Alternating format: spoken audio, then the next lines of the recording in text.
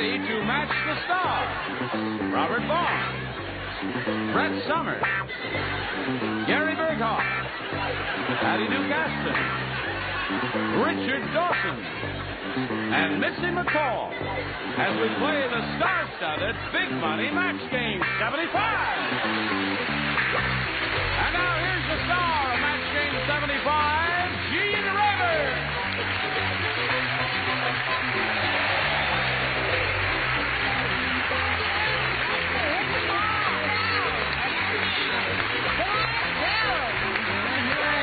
Hello, Johnny Olsen. Thank you very much, friends. I welcome you one and all. Listen, I didn't ask you about the Towering Inferno. That's already going, and is it as wild as the previous one that producer did, the Poseidon thing? I think it's twice as wild. Yeah, it's got, I mean, the special effects. Yeah. It's something to see, I guess. They have a fantastic. What's that? They have a fantastic lineup of actors in that. They're shooting that right across from MASH. Yes. Tuesday night. MASH on CBS. That's right. Tuesday night today. Thank you. Right. All right, get it out of your system, everybody. Hi, gang. About that on Masquerade Party the other night. Well, when we open with Van Margaret in Florida.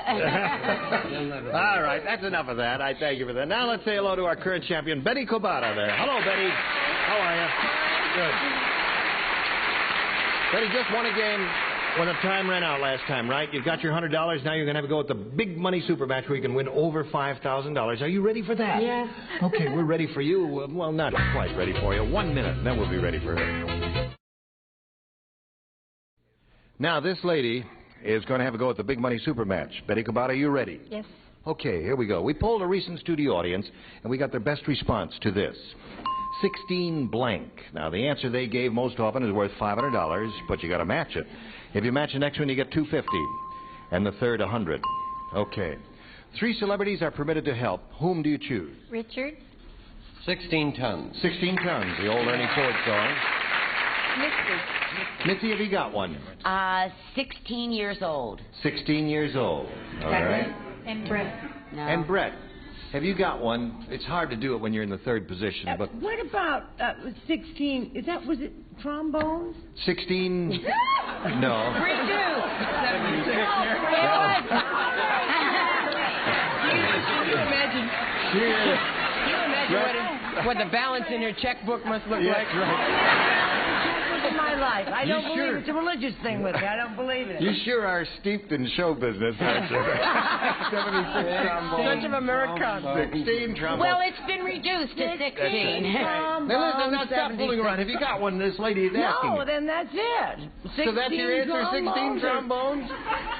Wait a minute, did he give you one? Did you give me one? And never been kissed? Oh. 16. And never been kissed. No, that goes the other way. Sweet in there. That's sweet 16 and never been kissed. That wouldn't work here. No, Well, we've got to better than take what she your had. first answer, 16 trombones, and I know you're ashamed of it, but we want the whole world to see it. Put it up there, are you? Yeah, that's it. There it says right next to Brett. It says 16 trombones. Oh, boy. 76. Now, you got would've been 16 easier. trombones, 16 tons, and 16 years old. Do you want one of those, or have you got a better one, Betty? I'll go with Richard, 16 tons. 16 tons. Okay. That was the old Ernie Ford song. That was a very big hit in its day, wasn't it? It's a marvelous old piece. All right, we're looking for 16 tons. Let's find out if it's up there, and if so, where. Here is the $100 response.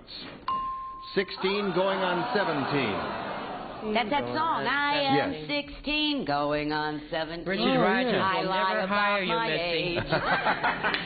Now we're looking for 16 tons. Here's the $250 response. 16 candles.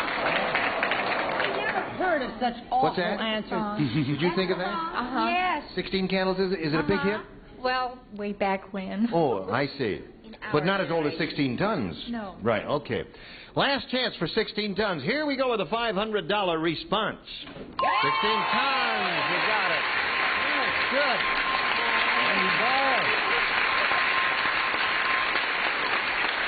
Congratulations to you, Betty. How is it kissing him with the beard? Fuzzy. Fuzzy? Was he fuzzy? He was fuzzy. He was fuzzy. Was he fuzzy? Yes, he was fuzzy. Was he fuzzy? Okay, now you're going to play for $5,000. But before we can give you that amount of money, you must match one of those ding-a-lings head-to-head. Must be exact. Which one will it be? Richard. Okay. In spite of the fact that he's fuzzy, you choose him again, eh? All right, Fuzzy. Would you write your answer to this, if you please? David and blank. David and blank.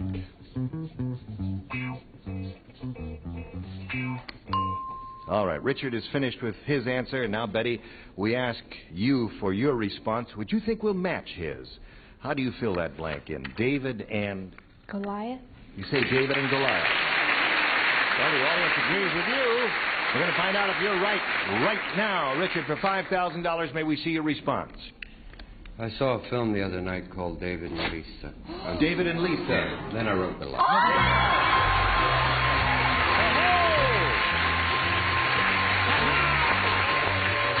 That's enough of that. That's enough. That's $5,000. Congratulations. Okay. How you feeling? I feel terrific. Money makes you feel terrific, huh? What are you going to do with all that loot? Oh, I have to buy my son a new blanket. Oh, that's right. Thinking, Mark. See, get a shot of this somewhere. This is a part of her son's security blanket. Isn't that something? And she's been squeezing it and pulling it apart and doing all that thing. Well, it brought you luck. You've got $5,600. You're going to meet another player right now, so let's welcome Carolita Fraley.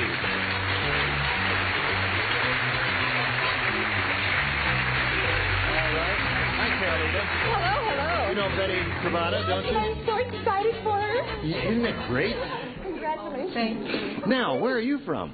I'm from Long Beach, and I've been a teacher for 7 years. Yes, what do you teach? I used to teach 6th grade in La Fuente and music. I love to sing. Yeah. But now I'm a very happy wife. Yes. And a mother of a 6-month-old baby boy and a homemaker. Oh, that's good. You married one of your students, did you? No. Oh, no. He is younger than I am. Well, good luck to you here.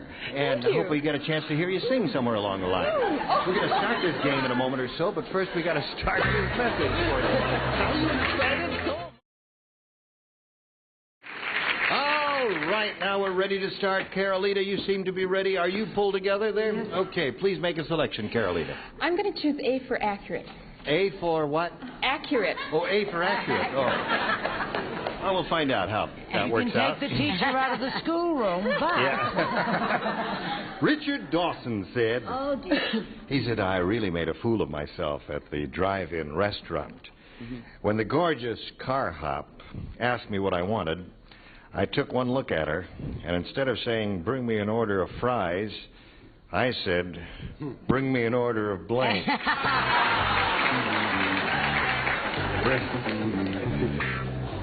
I took one look at her, and instead of saying, bring me an order of fries, I said, bring me an order of blank. What was the first part of the question? He said, I really made a fool of myself at the You should have seen him drive-in in the restaurant. dressing room. Broom-cha. When the Never gorgeous mind. car hop asked me what I wanted, I took one look at her. Instead of saying, bring me an order of fries, I said, bring me an order of... I bet you did do that, too. Right. Okay, put it aside there. We know where it is. All right, did you finish, sir? All right. Okay, now we come to Carolita here. Richard Dawson said, I really made a fool of myself at the drive-in restaurant. When the gorgeous car hop asked me what I wanted, I took one look at her. Instead of saying, bring me an order of fries, I said, bring me an order of... And did you say blanks? Of blanks, yes. It has to be boobs. It does? Did you hear that, 6th grade? All you 6th graders out there. 6th graders of the world, unite! You have nothing to lose but your... Okay. Let's see now. You're playing, aren't you? Everybody plays, because this is a first-round question. What did you say? She said, bring me an order of... I didn't have the blank to say what she said, so I said eyes. Bring me, instead of bring me an order of fries, I said, bring me an order of eyes. That's not bad. Don't boo him. He's a star. Remember that. What? I do believe this is a match. Let's see what it I says. said bring me an order of buns. No. Match. No. It can mean anything. interchangeable.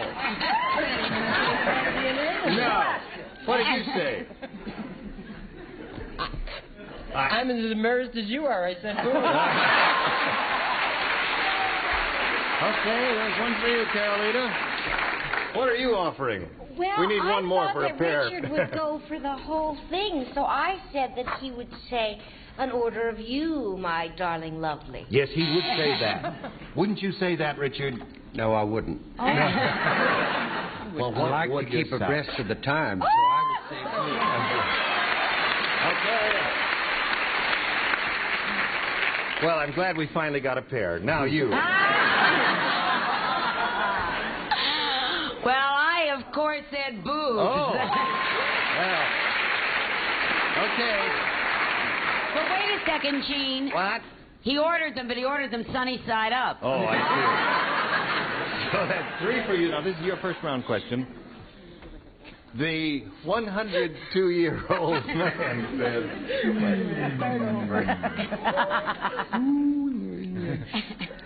He said... When is Charles coming back? I'd like to start a special Boy Scout troop for old people. And our troop will give out merit badges for blanking. 102 years old. You wanted to start a Girl Scout troop? No Boy Scout troop for old people. He says, and our troop will give out merit badges for blanking. I got it, sweetheart.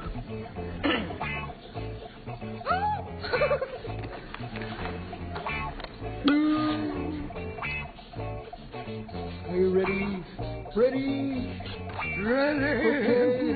I'm ready, honey. I'll run over here now, and I'll get an answer from her.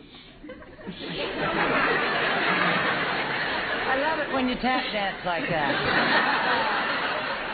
Hello there. Hi. I'd like to start a special Boy Scout troop for old people, and our troop will give out merit badges for blanking. Making love. Really? 102 years old? At that age. Hey, you'd need a medal if you... Okay. She says she'd give out merit badges for making love.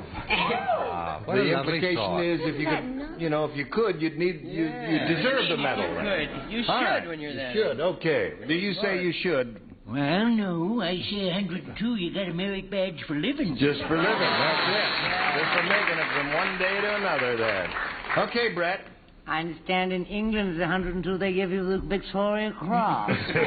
True. No, I said just for moving. For moving. Okay. All right, so we got living and moving, Gary. I don't know if... I don't know if this is a match or not. I I'll meant be the it judge in of the same that. sense, young lady. Yes, what? I meant really, really, really living. No. That ain't making love. Right. Okay. Now, how about you? Well, I thought... New kid on the block? Yeah, I thought that, that for just being alive, you Breathing. should get a super breathing. Good answer. Yeah. Breathing. Loser, but good. Loser, but yes. nice. Okay. They're all good answers. They're all losers. Attempts at loving.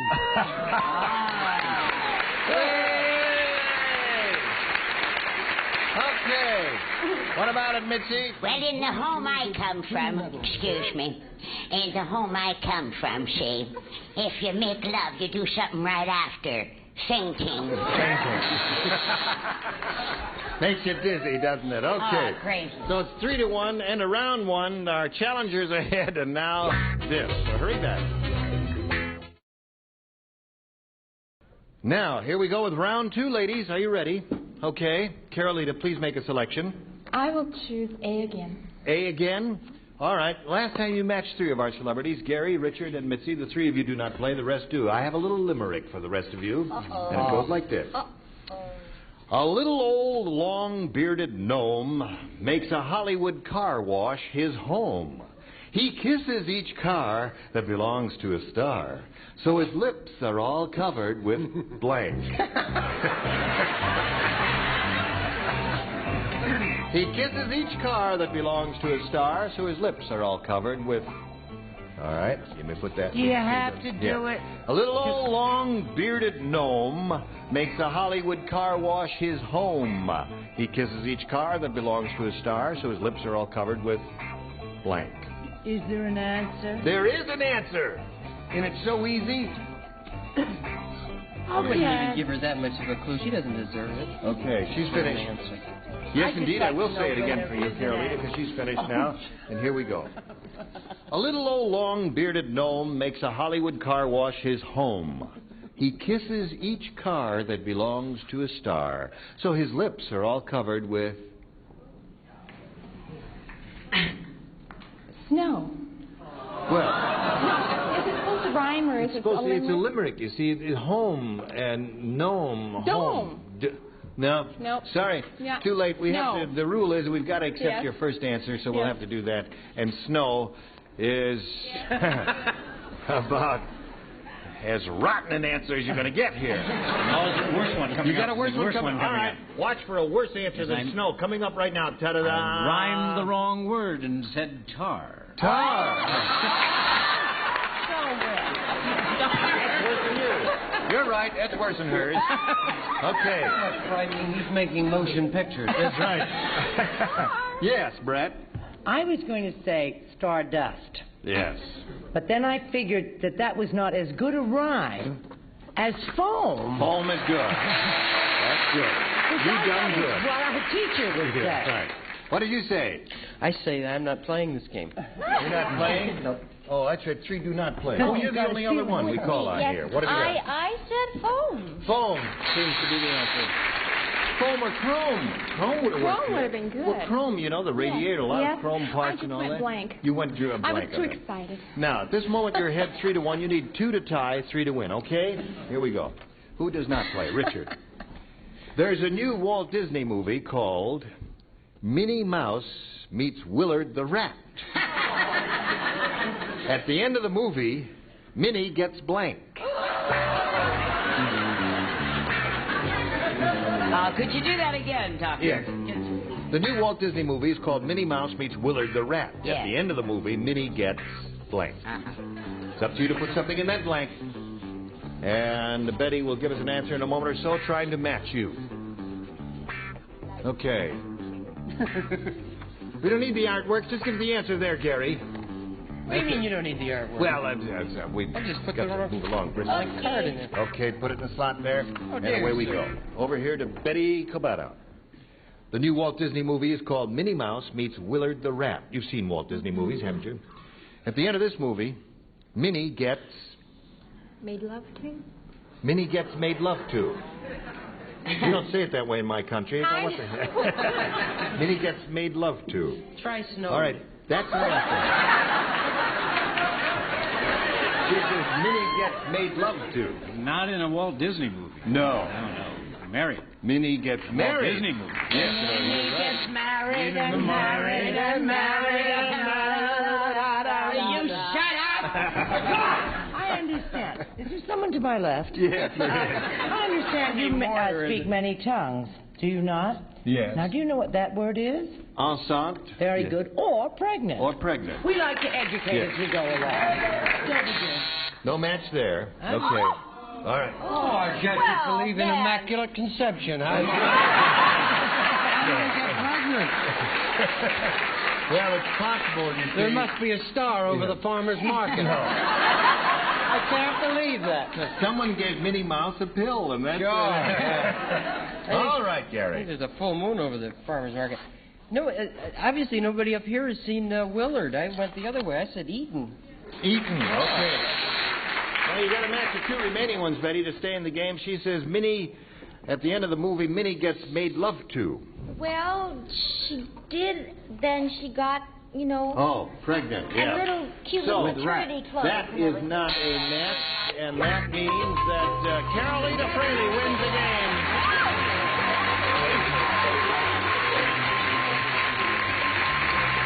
Congratulations, Carolita. You stand by for a moment or so, and I'll say goodbye to pretty Betty Cavada here. Listen, you're not leaving any. You went all the way with that last game, didn't you? And you got $5,600. Thank you very much, Betty Cavada. Okay. Now, as she goes, you hang on to me, and we'll do this message, and then we'll get you some Kleenex.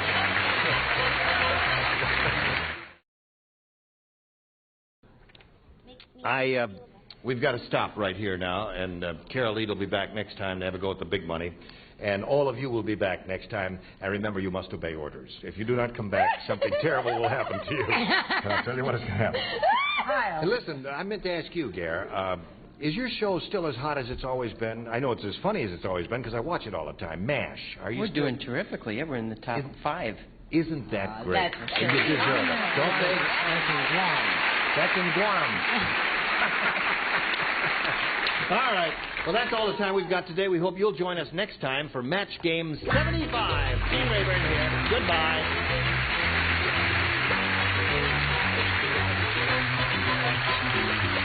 This is Johnny Olson speaking for Match Game 75, a Mark Brooks and Bill Todman production. Stay tuned for Tattletales next over most of the CBS stations.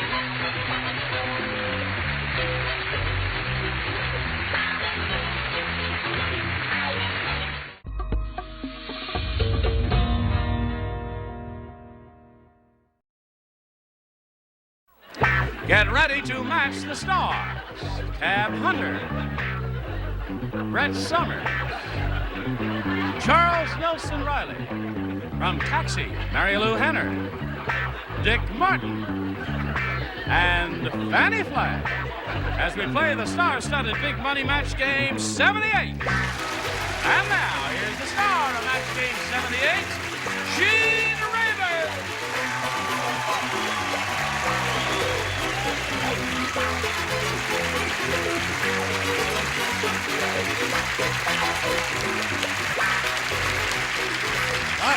Hello, John. Thank you, friends. Oh, you got a good group out there, huh? Thank you very much. I greet you one and all. Got new bodies here today. Yeah. Welcome. Thank Nice you. to have you with us, Tab Hunter. What? Don't you think we ought to give Brett a thrill? You know, you always kiss the girls. Let Brett kiss Tab. No, I'm gonna... are redneck trash. I'm gonna kiss Tab. That's what's gonna happen. No. I forgot. Oh, thank you very much. All right, You don't Sid. remember Wait your a minute. breast spray. We're never going to get oh, on with yes, the show. no. Well, no, this is twice in a row now that we've had a new body down here, and we have to give her a proper welcome. Last week we had someone who got so stimulated he had to lie down and put cold rags on his head. Just give her a little polite applause as we welcome this pretty lady from Taxi.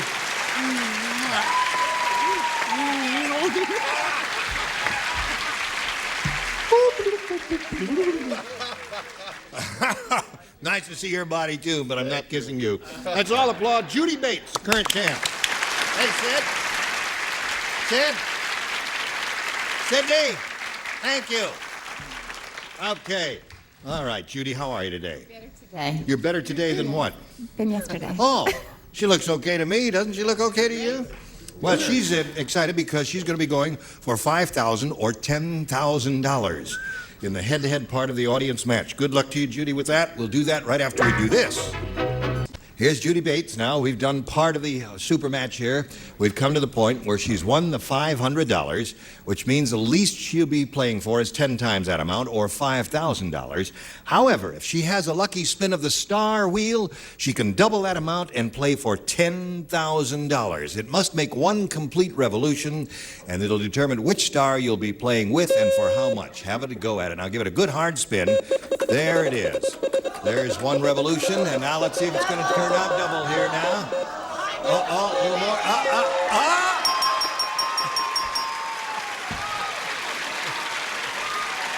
God. The pressure's on. The pressure's on. He's playing for $10,000 with Tab Hunter. This is his first appearance on the program. And He don't even know how to play the game. No, he does.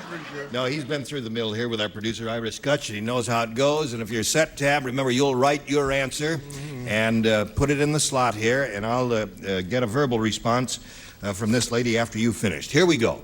Liquid blank. Liquid blank.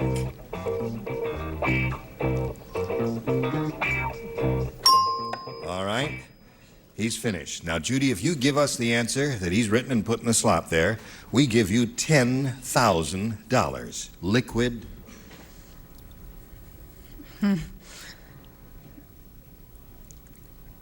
Liquid gas. Liquid gas. Liquid gas is a very popular phrase. What would you say? Liquid gold? No commercials, please. Thank you. All right, Tab, she says liquid gas will match you for $10,000. What do you say to that? Liquid gold. Liquid gold. Liquid gold is the name of a furniture polish or something like that, isn't it? Yeah. Yes. Do you ever use that? Evidently not. I guess not. We're going to send you 8 cases as a consolation prize. Have you got that in your thing, John? Let's meet our new player. Now, here comes Terry Conzone. Terry, you know Judy? Terry, how do you say your name? Terry Conzone. That's what I said. Terry, I knew I heard it someplace. Terry Conzone. Where are you from, Terry? I'm from Bay Shore. Yeah. That's in Long Island, New York. Yeah, I know exactly where that is. That's a good place. I think so. It's a very nice town. Here? Yes, we are with my family. Yeah. What are you doing around Los Angeles for fun and games? Getting lost on the freeway, for one thing. Yeah. That's a lot of fun, isn't it? Oh, it's loads of fun. You're still breathing? Still breathing. Wonderful. And I'm enjoying it very much. I have Good. many wonderful sights to see here. Yes, people, too. Right. Sights and people, yes. The people are wonderful. Yes, they are. Yes, Indeed, they are. I've enjoyed What it. else you want to tell us about your Terry? Well, I'm a substitute teacher, and I'm a softball umpire. That's how I Really? earn my living. You do? Yes. And Does I'm that make a living? Can you It make certainly does. Girls' sports are coming into their own, and the women officials are very much in demand. Really? How much you get for a game? Well, $28.50. No, a little more than that. Oh, that's good. Yes, it depends if you do the game alone or with another official. Well, It's- isn't and you that work. interesting? I've never Yeah. heard of that thing. Good luck to you here, Terry. You can have A or B. I like A. You want A? Okay, you got A. This is it. Fred said, sex education has gone too far. I'll buy that. Okay, what do you pay for it? What do you offer? Let me start from the beginning, shall I? No interruptions, please. Remember, I'm a star, Brett. You keep forgetting that, don't you? Oh, I She know. keeps I'm forgetting sorry. I'm a I star. apologize. Harmony Dutch. Fred said sex education has gone too far. My kid's school teaches the sex education classes in a blank. Sex education has gone too far. My kid's school teaches the sex education classes in a blank. All right, we come back to Terry. Fred said, sex education has gone too far. My kid's school teaches the sex education classes in a blank. In the maternity ward? In a maternity ward. I don't think we're going that far, Terry. I hope we ain't going that far. What'd you say about this, Tab? Your Well, first I thought shot it was of what the teacher was wearing, so I said in a bikini. Oh. Place. That's right. Well, we were looking for the place, but that's not a bad idea. I like it. I think it's very good. Okay. He's a big improvement over.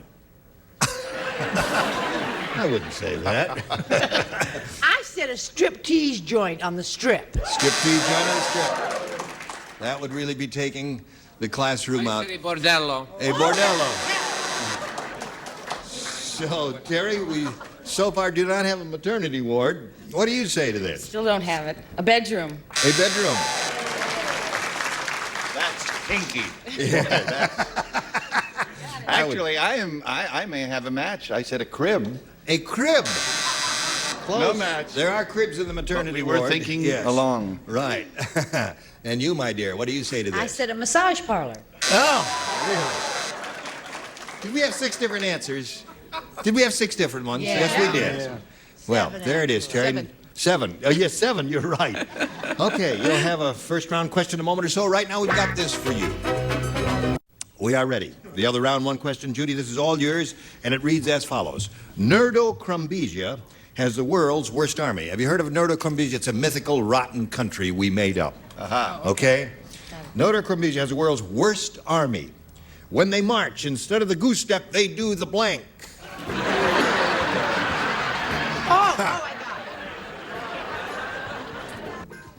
Chuck, you ready? Yo! Okay.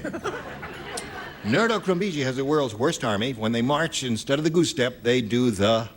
Is this really a city? Or What's that? Is that a country? No, we made up that country. It's a rotten little country. You must watch this program sometime. Here you are winning all this money and you've never seen this show. I haven't won it. Nerdo-Crumbesia, it's a mythical, rotten country. They got the world's worst army. Instead of the goose step, they do the... This chicken step. And you're the champ, eh? Okay, She Deb. win before? Yeah, she's won several times. What do you say to that? We're pretty close. I did the duck step. Oh. He's in the same league with her. Okay. I said, shuffling along. Shuffling along. Shuffle. Anything. Any dance step would Keeping be with good. this question that stinks, I said skunk step. There are a couple of good possibilities here. Instead of the goose step, they do the... Oh, the hustle. The hustle, there's a good one. The hustle, the two-step, the waltz. I figured it was they had one hip disco there, so they did the hustle. Yeah, very good. Do you hustle? Check, please. Yes. I worked very hard for my rings. No, I was keeping in mind the poultry theme, so I said turkey trot. Turkey trot. Well, that was a dance. That was a dance step, so that's perfectly okay. So as you can see, we have a very heated, scoreless tie going here. And we hope it's going to improve now as we ask Terry to make her decision about A or B. I'll stick with A. A. How many kids have you got, Terry? I have 3 boys and 1 girl. What are their names? Kelly, Brian, Kevin, and Kathleen. Kelly, Brian, Kevin, and Kathleen. Yes, There's a bit of the old sod in your family, Half. isn't there? Half of the old sod, okay. As soon as Prince Charming saw Cinderella, he knew she had to be the girl with the glass slipper because Cinderella had a glass blank.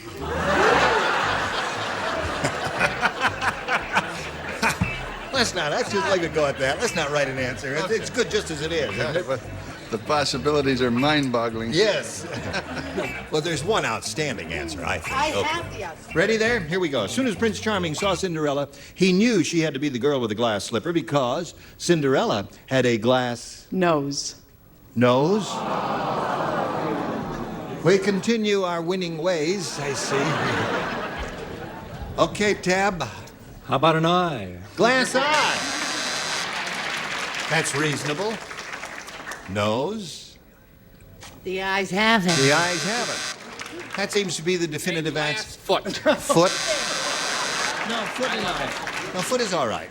Eye is probably the definitive answer, but foot is an acceptable answer. Mary Lou, what have you got? Glad it's acceptable. Foot. We accept it. No match. Terry wants a glass nose. Nope, she got another foot. Now, give her a little glass nose there. I have to give her a foot. So. 3 feet and 3 eyes is what we end up with here. So there we are. Judy, all you have to do is match one star and a slob.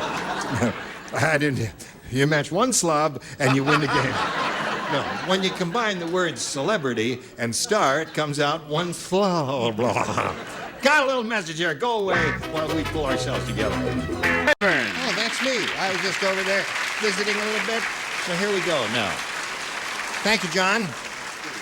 Judy, one celebrity is all you need to win the game. Here we go. J. Harrison Farquhar III is so rich he doesn't shampoo his hair. He has it blanked. That's how rich he is. J. Harrison Farquhar III. I like Tab's answer. Excellent. Not with the peak. Yeah, she'll steal it. No, she won't. Judy Bates. J. Harrison Farquhar III is so rich he doesn't shampoo his hair. What are you doing over there? Oh. He doesn't shampoo his hair, he has it blanked. He has it sent out. Sent out. Sent out was the response. All right, Tab, she said sent out. Sent out to be dry cleaned. Now, wait a minute. When you send it out, you could send it to the dry cleaner, The laundry. to the laundry, to the bakery, or back to the guy who made it for you. This is going to be one of those questions, and I got my answer, the idea for my answer. From him. Oh, I see. Oh, yes, of course. Removed and gets new. Remove and get new. I didn't hear a buzzer. There it is. I didn't hear it. Yes. Oh, there it is. An angel passed. Call it coincidence, if you will. Sent out wins the game. Let's see your card down here. Hold them up there. John, Rodney, what do you have there? Okay. Well, there you go, right to your little blue spot there. And Terry, it was a pleasure to meet you. I hope you continue to have a good time. Now, back in Bayshore, we're going to send a whole bunch of things. I hope someone will be there when you get back home there. Thank you very much. All right, Terry Conzone, good luck to you, my dear. Well, didn't you back into that one? He was the only one who had sent out. Had you checked the other answers here? All right, here's lucky Judy Bates. Going to have another go at the big money. Judy, we polled a studio audience not too long ago and said, write down your best answer to this. Stuart blank. If you match the answer they wrote down most often, you get $500. For matching the second most popular, $250. And for matching the third, $100. 3 of the 6 stars will help you. Make up your mind. Now you say a name. This is Mary Lou. That's Dick. Okay. I'm balding. Yes. I'm Grumpy. Stuart Granger. Stuart Granger's one. Fanny? You got me, hon. Stuart's Folly. Stuart's Folly. That's right. If you're from the South... Are you thinking of the fellow who purchased Alaska for America? Seward? Stuart.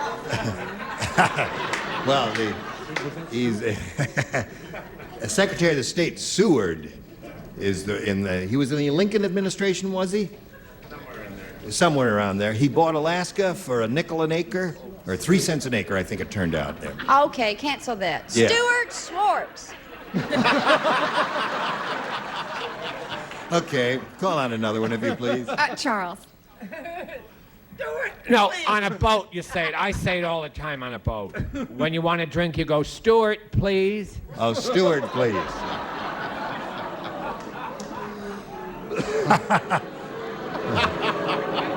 Okay. So you have Stuart, please, Stuart Schwartz. Which could be a musical, too. They want to buy the rights for Right. Stuart, please. And Stuart Granger. You may choose one of those or think up one of your own if you can. I can't, so I think Dick has it. Stuart Granger? Yes. Okay. That's fine, Stuart Granger. Let's go down to the bottom and reveal the $100 number. Stuart Little. Okay, there's one. We want Stuart Granger, if you please. May we see the next one? Stuart Whitman. Stuart Whitman. Okay, now may we see the last one, please? Looking for Stuart Granger. And you got it. Okay, Judy. Pick up another $500. Once again, I point out to you the least you could be playing for is 10 times that amount or $5,000. Howsoever, if you have a good lucky spin of the wheel, you could be doubling your money here and play for $10,000. Go. All right, let's see if she doubles her money. It's all electronically hooked up. Yep. Joe. That's 2 times in a row. She's got the double there. $10,000 with Brett Summers, and here we go. Good luck to you, Judy. You face me. Ready, my dear. Here it is. Blank of it. The words are O-F of it. I-T. Blank of it. Yes. Blank of it? Would you like to just read the card? There it is. Certainly Blank would. of it. Okay. Would you like to read the card then? There it is. You understood it, didn't you? I did. Yes. Hard. Is it a hard one?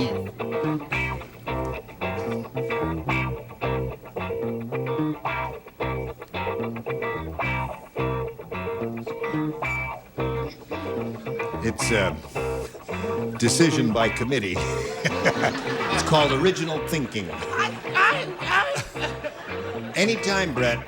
Oh. If the buzzer sounds, you have to pay the $10,000 bucks. Wait a minute. Okay, Judy, give us the answer that she's given, and we give you $10,000. Blank of it. What do you say? Just for the heck of it. Just for the heck of it. All right, just for the heck of it. Well, we say just for the hell of it around here. We don't mince words there. What do you say? Oh, I'm sorry. I said what of it? What of it? Yeah. What of it? Oh, yeah.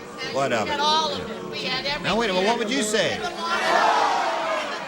What'd they say? Now, wait a minute. One... Full of it. That's not a bad one. Full of Stuart. it. Stuart, please. Yeah. Stuart. All right, I'll bring you your wine in a moment, sir. Right now, we've got a message for America, and this is it. Join us next time, Match Game 78. Goodbye. Get down with your fun and funky game show family. Well, it won't be too long now. Match Game, weekdays starting at 1, only on Game Show Network. You can win $32,000 on the turn of a card on Card Sharks. And if you play your cards right, you can win this beautiful card. And now, the host of Card Sharks, Bob Eubanks. Thank you very much, Dean Wood. Hello, everybody. Welcome to Card Sharks.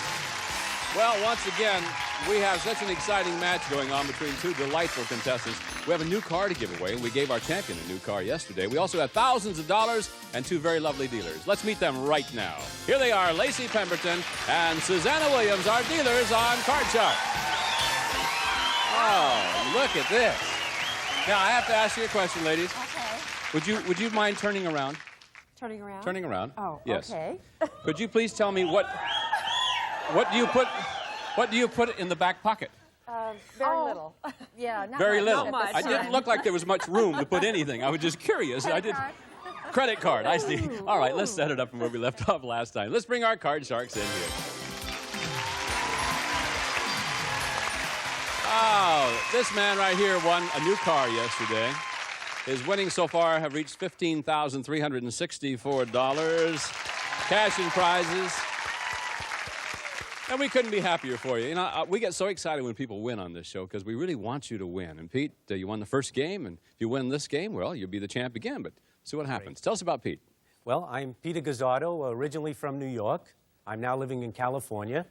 I'm married 17 years, wonderful woman. I have a little boy. And how young is your little boy? He's 9. 17 years you've been married? You got a 9-year-old son? Just one day he said, hey, let's have a baby. Took me a long time. Hello, boy. Okay. Susan, how are you? Oh, fine. I'm Susan Smiley. I'm a flight attendant. I'm excited to be here, and I'm ready to play. Well, we're excited to have you here, Miss Smiley. You have a nice smile, too. Thank you. And when you wait to hear her call the cards, because she has all kinds of little body movements when she calls higher, lower, freeze, and those things. Let me tell you where we're going to pick it up. We're going to pick it up from where we left off yesterday. We're in the middle of our second game. I was ready to ask the third question in the second game. Susan, you got to win this game to stay in this match. And our first question of the day goes to you, Pete, and involves 10 14-year-old boys who are in our studio audience from Norco Junior High School.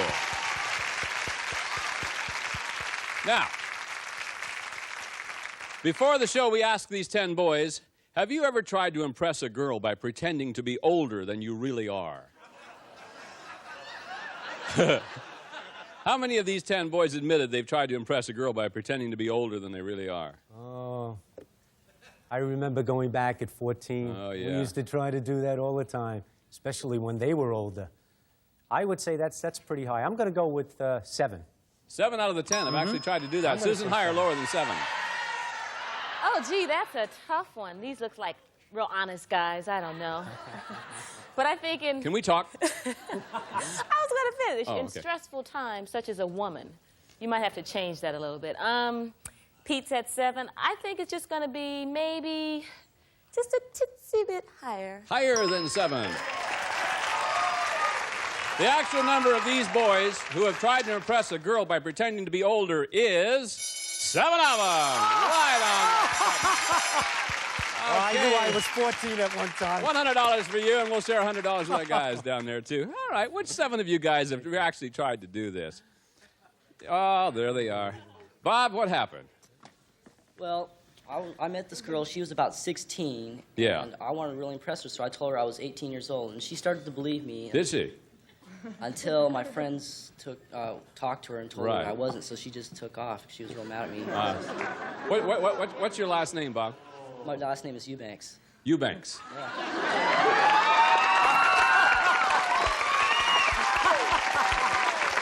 Come here, Bob.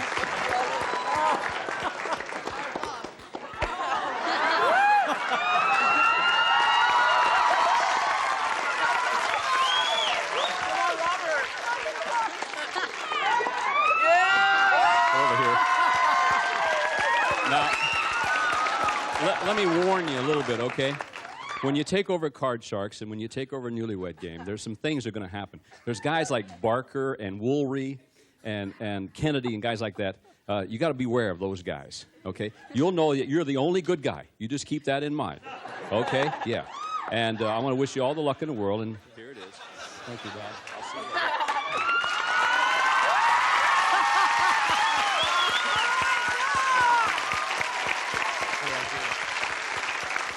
He just asked, what do I do? I've been asking that for years. Give me my coat and I'll see you in about 8 years, okay? Thank you, Robert. Bye-bye. Who's got the control of this thing? He has. Pete does. Well, let me get dressed then, okay? Hang on to this, Lace. Okay. My namesake. Of Just take him over. My kind of guy. Okay, Pete, here we go. We go higher. Higher than the deuce. Is it higher? Yes. Higher. Higher than the 4. Got it. Lower. Lower. Yes. Higher. If it's higher, you are the champ all over again. Are you? No. And the 6 is yours, Susan. You got to play it, hon. Higher. Higher than the 6. Your card's a 3. No progress at all. Why don't we pause? We'll come back right after these words. We're going to play sudden death, folks. See you in just a moment. Bob, that's 3 4s on top. Welcome back to Card Sharks. I just want to tell everybody, because I know you're going to ask at home, that Bob Eubanks is absolutely no relation to this Bob Eubanks. However, with my new face, I thought maybe I could stand down there with those 14-year-old guys, but I guess not. I don't know. All right, are we ready to go? We're going to play sudden death. This is the 4th and final question in this game. Someone's got to win the game on the next play of the cards. Control is really what you're looking for, and the question goes to you, Susan. So if you're ready, it's an educated guess question. Here it is. According to the government, what is the average cost of a newly built house in the United States? The average cost of a newly built house in the United States. Well, it varies from state to state. I'm aware of that. I remember reading in a local newspaper. So the average price, state to state, I'd say that's going to be about $79,000. $79,000. Pete, higher or lower than 79? Now, I remember reading something just recently that everything is escalated. I'm going to say it's higher. You think it might be higher than that? I think Let's it's find higher. out.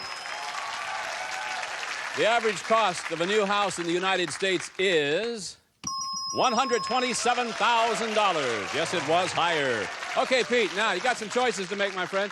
Keep the deuce, play it out. You goof, she wins the game. Pass it on to her. She must play off the 6. If she goofs, you win the game and the match.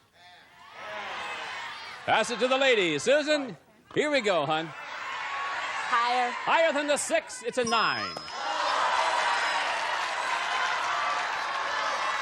Lower. Lower. All right, if it's lower, you win the game. We'll play a tiebreaker game. If not, Pete is the champion. Is it lower than the 9? It is!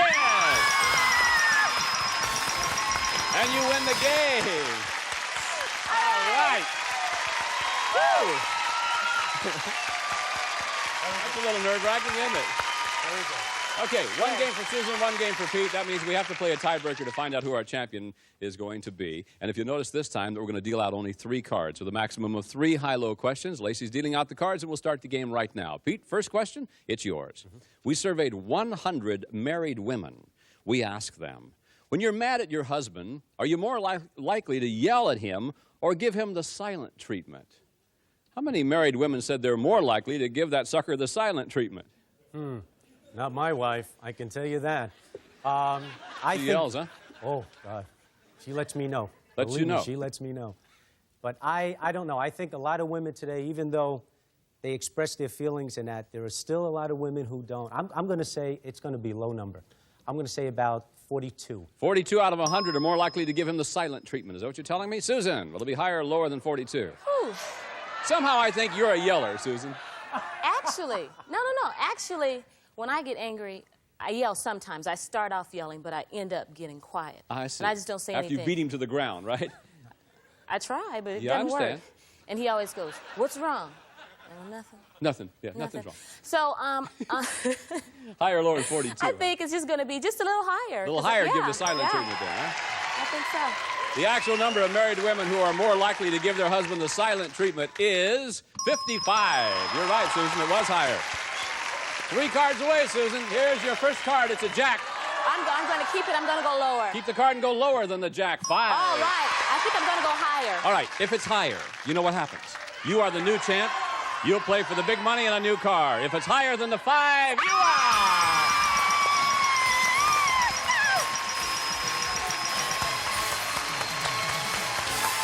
Okay, Susan.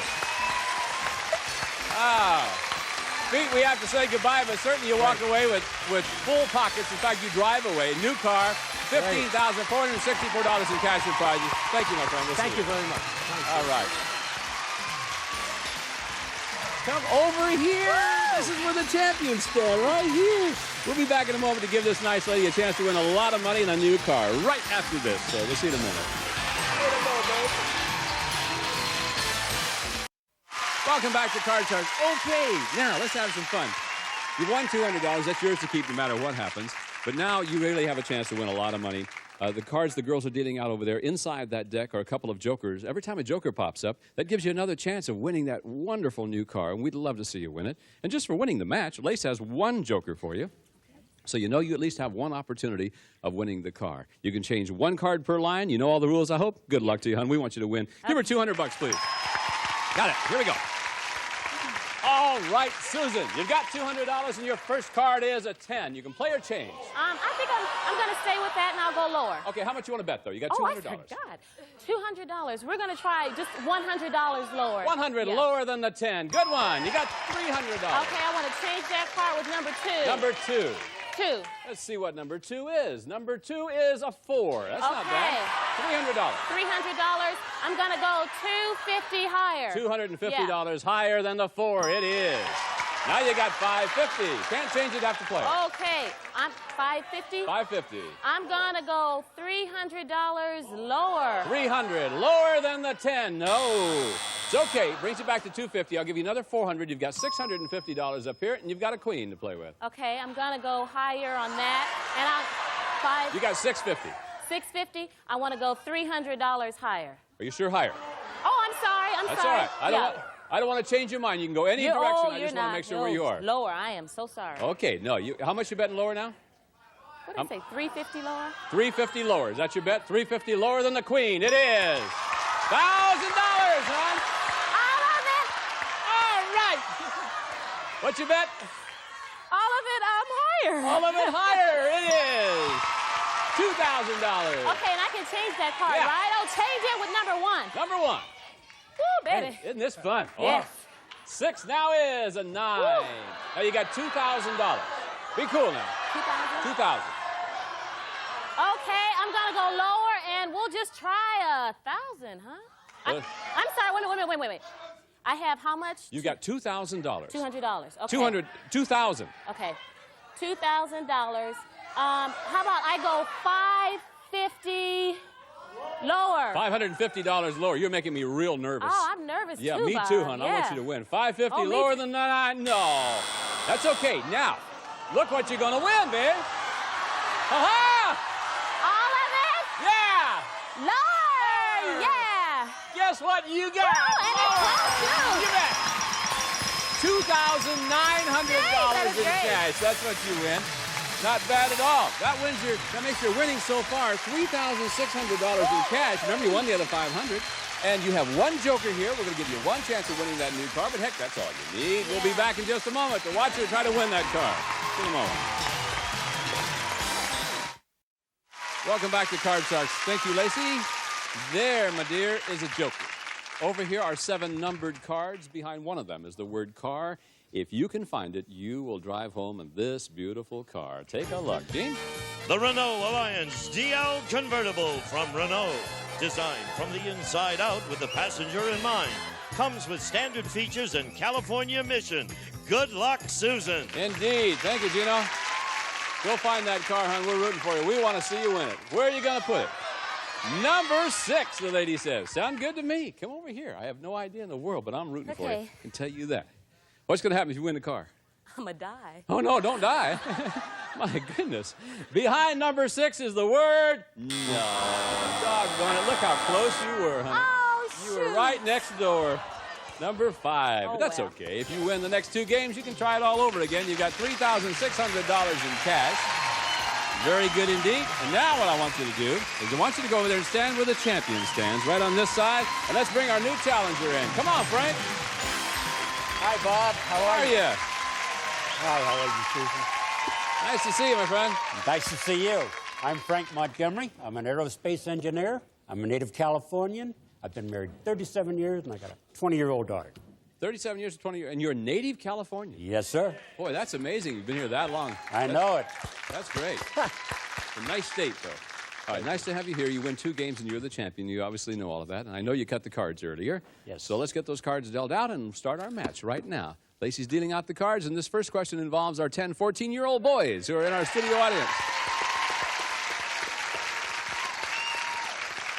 Now, Susan, before the show, we asked these 10 boys, are your parents old-fashioned?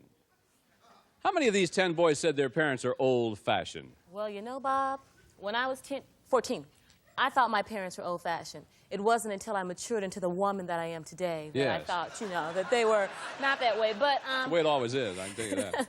Later. I think there's going to be a relatively high number. Let's see. I think it's going to be about 8 of them, yeah. 8 of them will say their parents are old-fashioned. What do you think about this one, Frank? Oh, I don't know. We got a bunch of them out there driving cars, and one's thinking about engagement, and the other one I think is going to be a game show host, yeah. Yeah. It's going to be a lower number. Think lower than that. The actual number of these boys who said their parents are old-fashioned is 4 of them. Hey! Lower. Great. All right, gentlemen, raise your hands. Which 4 of you guys think your parents are old-fashioned? Hey, Bob. Now, why do you say your parents are old-fashioned? See, one time I was in 7th grade, and I pierced my ear. My dad just blew up. You know, he got mad. You pierced your ear? Change your name. Oh, don't worry. It would swell back up. Oh, okay, good. Eubanks pierces their ears? Eubankses don't pierce their ears. Jeez, Frank. Yes. All flustered. Where's that kid? Here we go. 7. Change that card, Change it. Bob. Yes, Lacey has another one for you. It is lower than the ace. It is a deuce. Higher. Oh, is it higher? Yes. Lower. Susan's saying, "Oh, gee, I'm sorry." Yeah.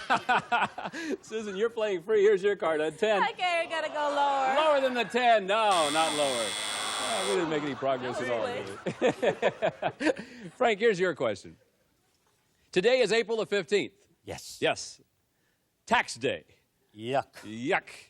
So we surveyed 100 people and we asked them, now tell the truth. The last time you paid your income tax, did you hide something from the Internal Revenue Service? How many people admitted they hid something from the IRS? Out of how many? Out of 100. I'd say 85 of those people told the truth. How many hid something? They hid it. How many hid something? 85. Okay, you just said 85 told the truth. I'm just... No, that's the truth. They hid something. Oh, I see. Yeah. Oh. The 85 told the truth and lied is what he said. That's right. Okay. Susan, this is not an easy job I have, folks. I just want you to know. Susan, will it be higher or lower than 85? He said 85 out of 100 hid something from the Internal Revenue Service. You know, that's a tough question. I think we all tend to hide things sometimes. Don't forget, you're on television. Oh, and I don't hide anything. No, okay, My thing okay. was true. No, never.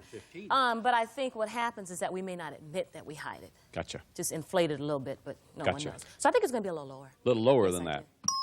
The actual number of people who hid something from the IRS is 21. No, I don't. Susan has the control. Want to change the 10, Susan? No, I'm going to try it again. Gonna keep that 10. What the heck? Let's go lower. It's all right with me. Is it lower than the 10? It is. Okay, let's go higher. Higher than the 5. 5. Wow. Frank, again, you're playing free, and this time the One ace way is to your go, card. lower. Let's go lower. You did it. Let's go higher. Is it? It is. Lower. Lower Play than the odds. 9. Oh. Oh, you're going to regret that someday. So why didn't I freeze? I know. I'll tell you what, let's do. We'll pause for these words. We'll be right back with more Card Sharks. Find out who our winner is going to be right after this. And we have for today. You guys will be back next time. We hope you'll be too. For Lacey Pemberton, Susanna Williams, Gene Wood, and the whole gang, I'm Bob Eubanks saying thank you very much. Goodbye, and thank you for watching Card Sharks. See you next time. Some of our departing contestants will receive Active Link Leaf Press-On Nails Beautify Active Hands. Press on in seconds. Active Link Leaf Press-On Nails. Calling all kids, a stimulating activity center. It's the soft, portable Learning Curves Fun Tote. The Learning Curves system from Panache Place. America's most popular chef introduces Chef Cal's Pasta Pour-Overs. Delicious pasta sauces. All you have to do is like to eat. Happy birthday, Handy Wipes. America's favorite reusable cleaning cloth for over 20 years. Introducing Vaseline Intensive Care Moisturizing Foam Bath. After you bathe, the softness lingers. Brushing with the Butler Gum Toothbrush helps fight plaque and reduce gum disease. Recommended by dentists nationwide, Butler Gum, the better brush. And a member of our studio audience will receive Char-Broil's Woody Gas Grill. Flair, Fighter, Range Rock, Wood Cart with trellis door storage area. Richness and beauty for today's outdoor living from Char-Broil. And one of our polling groups will receive Scott's 20-inch color monitor television with 139-channel capability, on-screen clock, and channel display. Wireless remote control and sleep timer from Scott.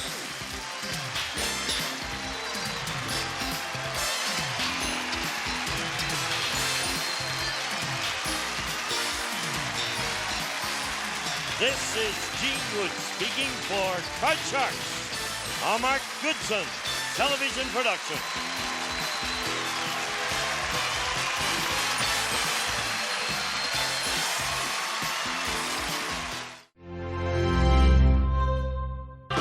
Ladies and gentlemen, Gary Moore.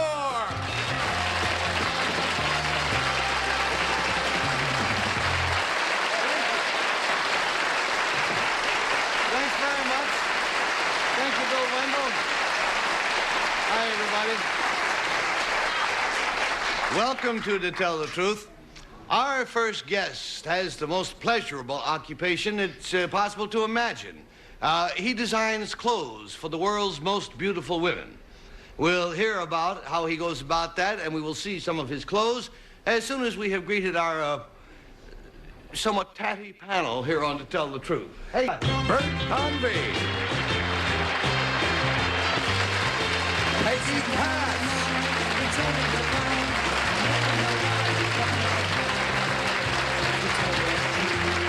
Bill Cullen. And Kitty Carlisle.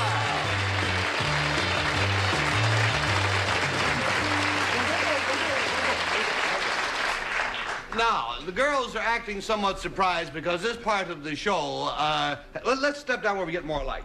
This part of the show has in no way been rehearsed. These gowns they have never seen until just a short while ago. They were simply told to put them on for a reason.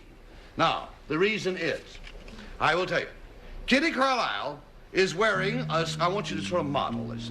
Kitty Carlisle is wearing a sweeping blue caftan, modeled after a costume worn by Sally Kellerman in Columbia Pictures' Lost Horizons. And that's what that is. I suppose mine was worn by John Gielgud.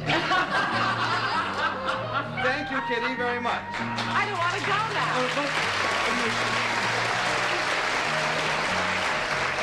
And Who did you say? John Gielgud wore mine. How do you feel about George Kennedy? You're kidding. And here, adapted from a costume worn by George Kennedy in Lost Horizon, is a purple Kiana Tibetan caftan worn by our own Miss Peggy Cass. Thank you.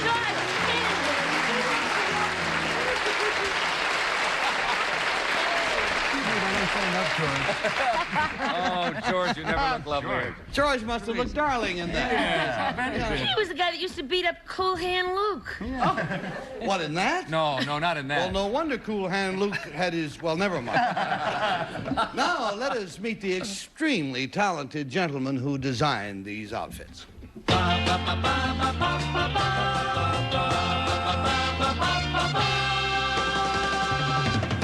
Number 1. What is your name, please? My name is Jean-Louis.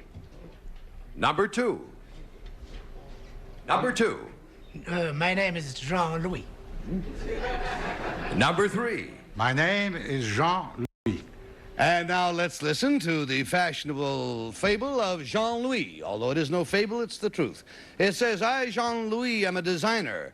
I have been privileged to see my creations worn by some of the most famous and most beautiful women in the world.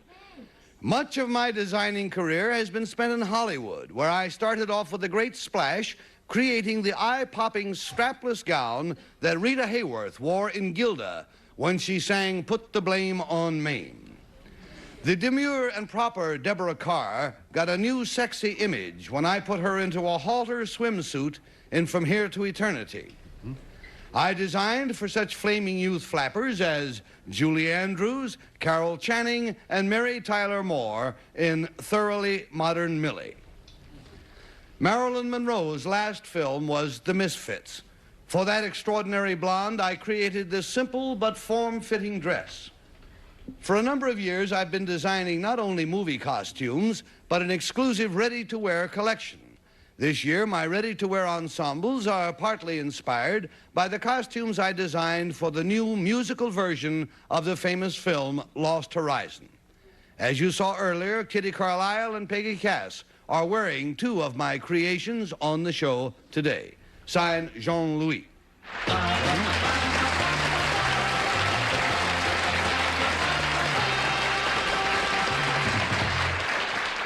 And you all are also fancy. These are the kind of times when you wish you'd been more careful about the mozzarella stains on your lapel. We'll be right back. We are fortunate indeed to have with us today 3 gentlemen, all claiming to be Jean-Louis, the famous Hollywood designer. We'll start the question of the panelist who comes from California, Mr. Bert Convy. Thank you, Gary. Number 1, let me ask you a question. Maybe I'm putting you on the spot. Who was the toughest star you ever had to design a dress for? Well, they were all marvelous. I love them all. Well, I shouldn't say, well, let me rephrase that then. Number 3, let me say not toughest, but say the most demanding, who knew what she wanted and you had to work very hard with. None of them, actually. Okay, number 2, I'm not going to get an answer there, am I? Let me ask you this then. Number 2, how about your favorite star? Do you have a favorite? I have many favorites. Oh, they're all so diplomatic. I can't believe it. Number 1, and I don't believe it. Number 1, where were you born in France? In Paris. Number 3... Thank you very much. Let's go to Peggy Cass, please. Well, as you know, I'm one of the best dressed women in America. And there, I thought that'd get a laugh. Never. And I happen to have met Jean-Louis, and therefore I must disqualify myself. Very nice and very honest of you, Miss Cass. Thank you very much. And so that counts automatically as a wrong vote, and we pass on to the well-dressed Mr. William Cullen. I don't follow Peggy's reasoning. I'm extremely well-dressed, and I have never met Mr. Louis. However, it is a pleasure, sir, and perhaps you can whomp up something for me in the near future. Mr. Louis, number 3, of all the many pictures you've designed for that you've done, do you have one, excluding the most recent Lost Horizon, which we're talking about now, but do you have one that is the favorite of all that you enjoyed most designing for? Well, designing can be enjoyed as you work, but it also can be further enjoyed as you watch the show or the movie. So really the one who dates back maybe a little while, but which I enjoy very much, was Rita Hayworth in Gilda. Uh-huh. Number two, what happens to these fabulous gowns, one-of-a-kind creations in many of the movies? What happens to those gowns when the movie is finished? Well, the studio keep them, and they are used for a minor picture.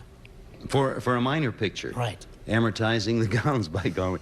Number one, do the big-name stars, the real big names, perhaps not of today, but of yesteryear, do the big-name stars, or did they get an opportunity to buy the clothing that they wore in the picture? Did that ever occur? Well, Well, in some instances, they could keep the pictures. They could keep the clothes. It was, you know, depending on the star and her arrangements and so on, depending on the clothes, they could very often keep them. If you had... Thank you, Bill. And last but certainly not least, Kitty Carlisle. Well, I'd like to ask a lot of questions. Number three, what studio makes, what costume place executes your clothes once you've done the designs? Mostly inside the studio. Ah. Or, in some cases, outside or in our own workshop. Uh-huh. Number two, where do you get those marvelous fabrics? For instance, this is such a beautiful fabric. Where do you get your fabrics from? Well, different places. Some in Europe, some local. I see. Number one, do you ever design for ladies rather than stars or movies, just plain people like... Yes, certainly. I have a business, you know, I have a ready-to-wear business, and also I have private clients. Number three, do you know Mrs. William Getz? I never fitted her myself. Oh, that's a good question. Number two, do you ever fit anybody yourself? Oh, I always supervise. Oh, you put pins in as well? No, not very rarely. Number one, where did you study designing? I'm sorry, the bell rang. You won't have to answer that. Based on what knowledge you gained, and I personally gained very little, we were going to have to vote. And we vote for number one, or for number two, or for number three. We pay our team of challengers $50 for each wrong vote. We pay them $500 if we get 4 wrong votes. And Bert starts, please. Well, I must confess, Gary, having come from California, Mr. Louis is very well known, and I have seen his face a number of times. It occurs to me, and so I disqualified myself. All right, fine. I don't know why I say fine. It's a double disqualification, which also counts as a wrong vote. Peggy, will you put your 0 out there, my dear? Me too. You too. And so we've got a double disqualification, 2 wrong votes. And Bill Cullen, do you know the fella?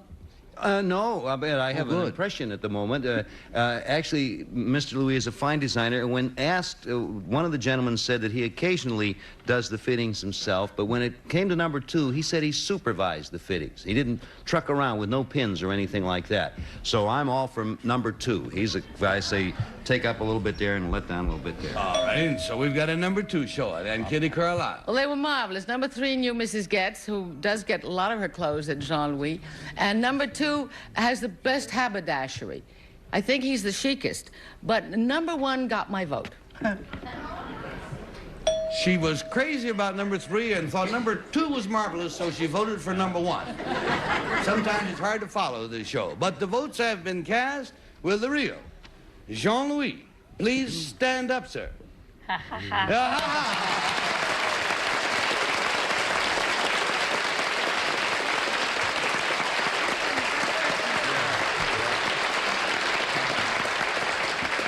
Let's find out who Jean-Louis' imposters were. Very good, too. Number 1, sir, what is your real name? My name is Jacques Lévian, and I'm an investment manager. Investment manager. Nice to have you. Number 3, tell us about you, sir. My name is Pierre Godard, and I'm president of Wines from France Corporation.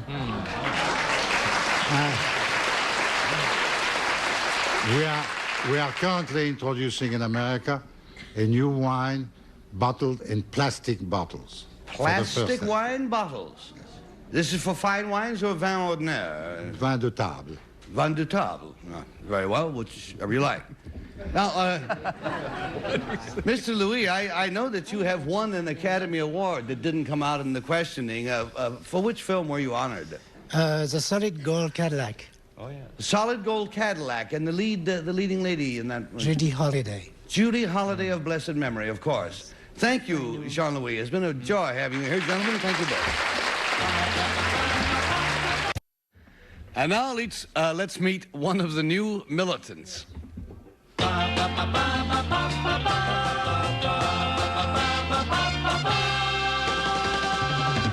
Number 1, what is your name, please? My name is Lydia Braga. Number 2. My name is Lydia Braga. Number 3. My name is Lydia Braga. Well, none of them seem to be terribly militant to me, but let's hear what Lydia Braga has to say. Says, I, Lydia Braga, firmly and positively believe that our society scraps old people in the same way it does old automobiles. Retirement communities, old folks' homes, senior citizens' clubs are all ways of isolating the elderly from the rest of the population. To combat this ageist attitude in the American culture, I am a member of an activist group whose sole purpose is to liberate the elderly and give them a new lifestyle of independence. We have learned that if we band together and exercise concerted pressure, we can be listened to. For instance, no one would pay any attention to our complaints about public transportation, but we were quickly granted a sympathetic hearing when we threatened to block the transit system by a sit-down strike of elderly people, canes, wheelchairs, and all.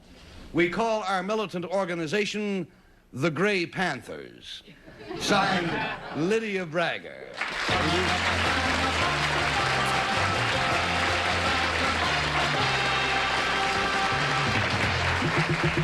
Inspired name, the Gray Panthers. Yes. Let's start with Bill Cullen, please. Well, before beginning, let me say I am all in favor of what you're doing because I really mean that seriously, because the older people of today are the reason we are here, and they made the world up to now, and they do deserve some consideration, more than they get. Number 3, to get to work here, the sit-down strike that you staged and for which you got the sympathetic hearing on the transit system, what was the final result? What advantages did you gain for the older people? What happened? They gave them a 10-cent fare on a 24-hour basis.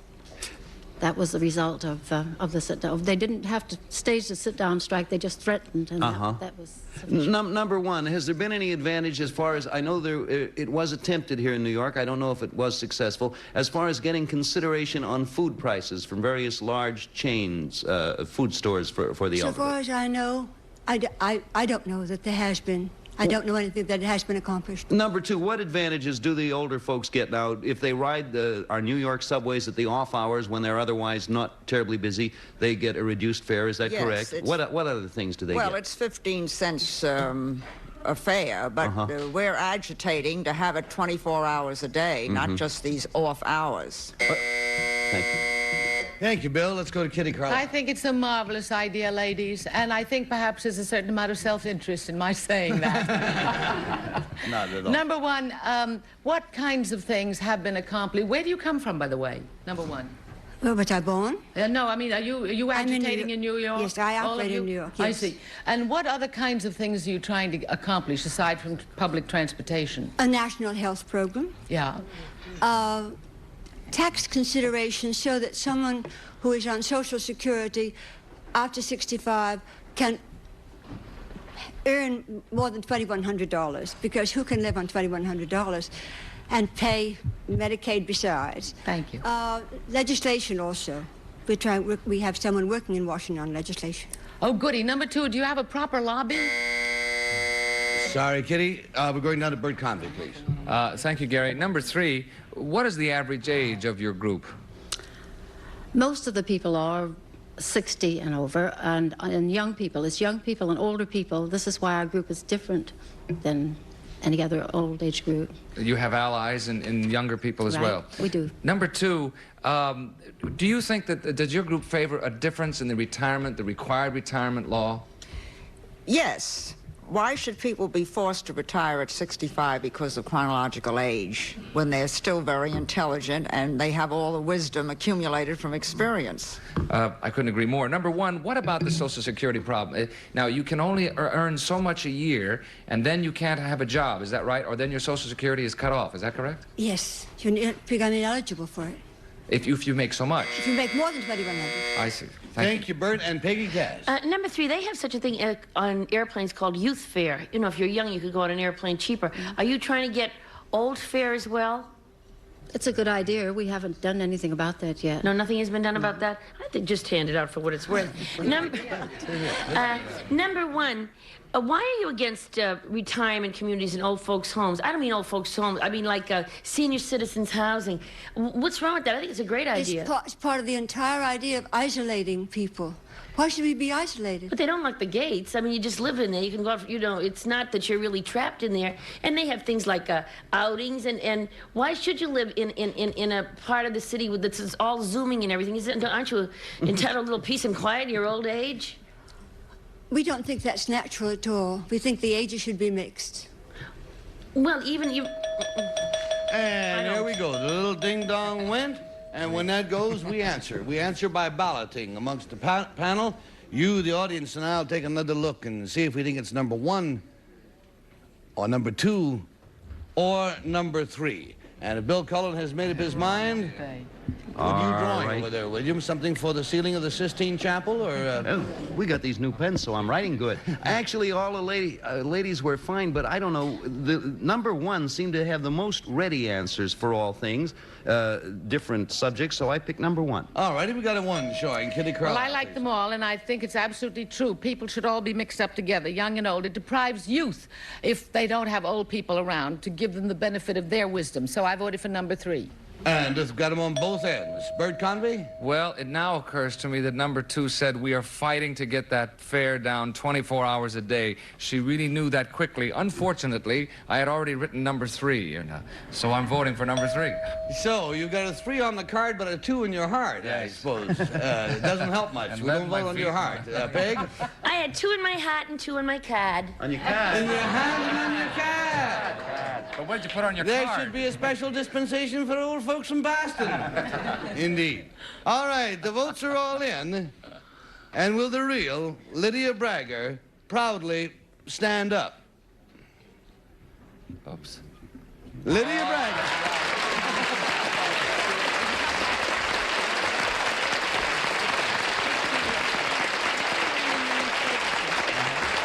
Thank you, Mrs. Bragger. Number 1, please, will you tell us about yourself, what your name is, and what you do? I'm Isabel Lundberg, and I'm a professor of sociology at Hunter College. Ah, well, you're busy. Number 2? I'm Phyllis Sage, and I'm a palmist at the Grenadier Restaurant in New York City. Oh, for heaven's sake.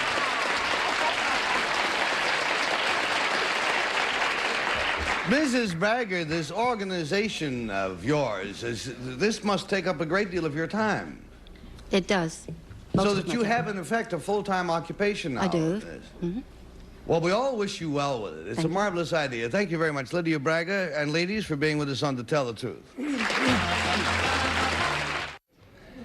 Bill Cullen was telling us during the commercial about an idea that they have in Denmark. What is it that they do, Bill? With a most progressive country, Denmark. The people are very heavily taxed during their rich earning years, and they're heavily taxed, but you never have to worry about your old age there.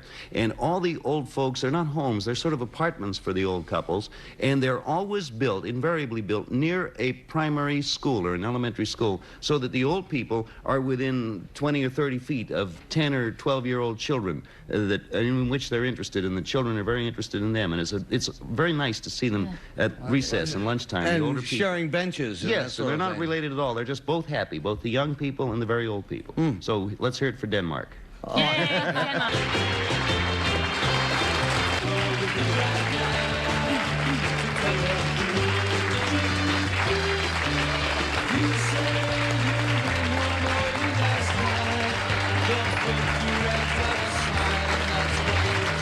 This is Bill Wendell speaking for To Tell the Truth, a Clark Goodson, Bill Tubman production. I should say goodbye, but I'm going to try to teach you how.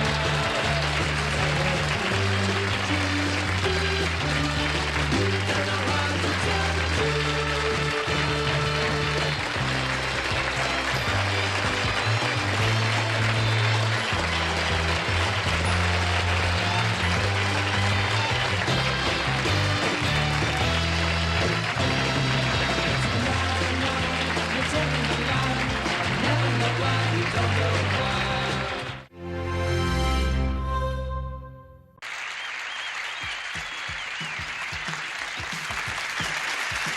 two great stars and their contestant partners are going to have close calls. Narrow escapes. Split-second decision. And a chance at $25,000 in cash. All here on Celebrity.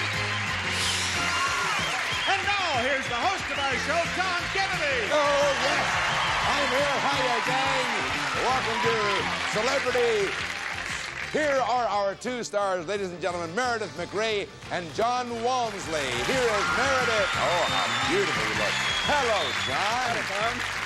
You all see John every week on the Waltons, as you have for the last 8 years, and I'm sure for another 8 to come.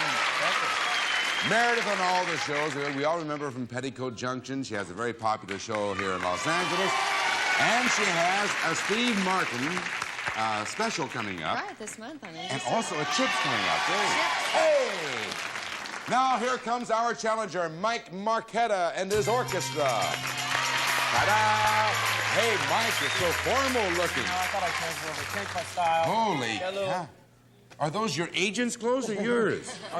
They're not paid for yet, but I'm working on it. Mike is a musician. He has his own group. He hasn't even named them yet, but he thinks it's going to be the Marquetta... Singers. Singers. Yeah, sounds good. The album will be out soon. And what? The album will be out soon. The album will be out soon. So far, he's earned $1,270, and now here is his challenger, Linda Coffey. And Linda knows how to play this game. Hi, Linda. Linda knows how to play this game, and she's going to try to unseat Mr. Marquetta over there. Because last time when we interrupted our game, Linda and Meredith had just won the first round. That's right. So for round 2, that means that Mike and John will charge the board, and Linda and Meredith will block, and this board is devoted to medicine. So the blockers go behind the stop sign, and the chargers go behind the arrow. So take your positions now. Not everybody can do that. The girls are over here blocking this time. They're over here charging. Right in here. See, because I'm going to explain to you.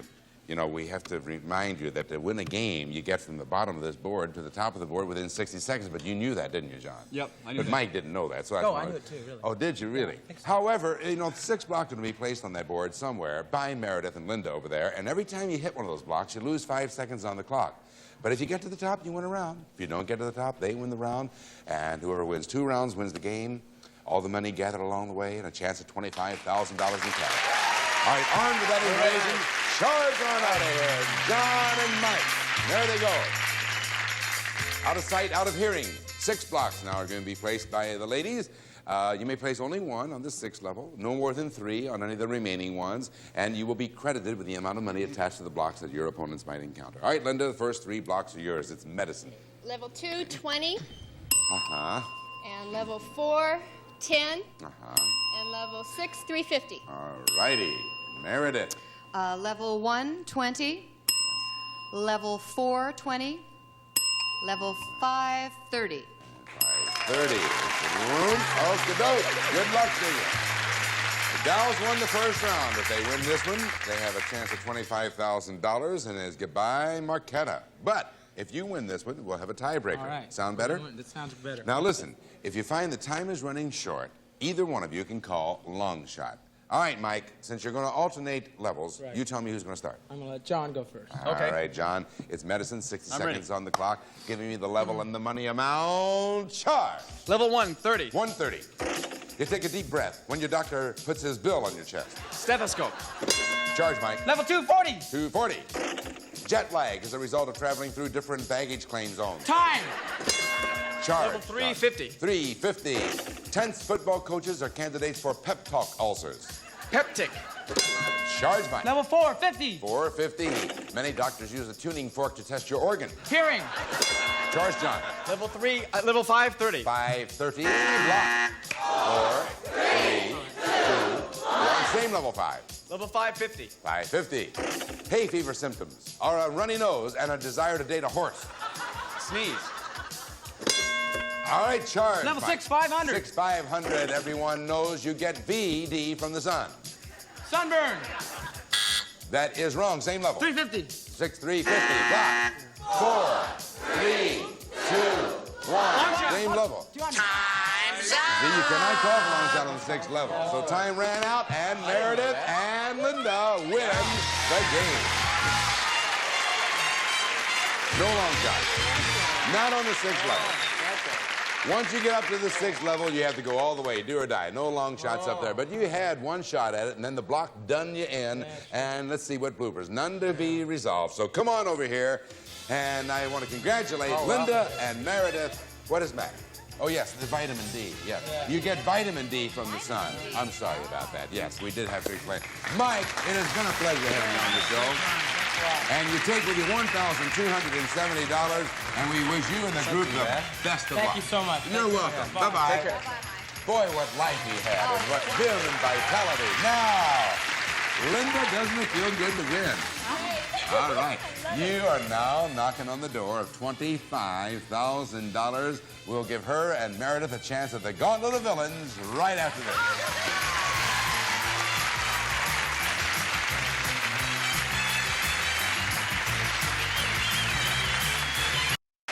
Linda Coffey, a special education teacher, is our current champ. And this is her first attempt at the Gauntlet of Villains. And so, Linda and Meredith, I would like to introduce you to 10 of the most pernicious predators who ever stood between a teacher and her money. And here they are.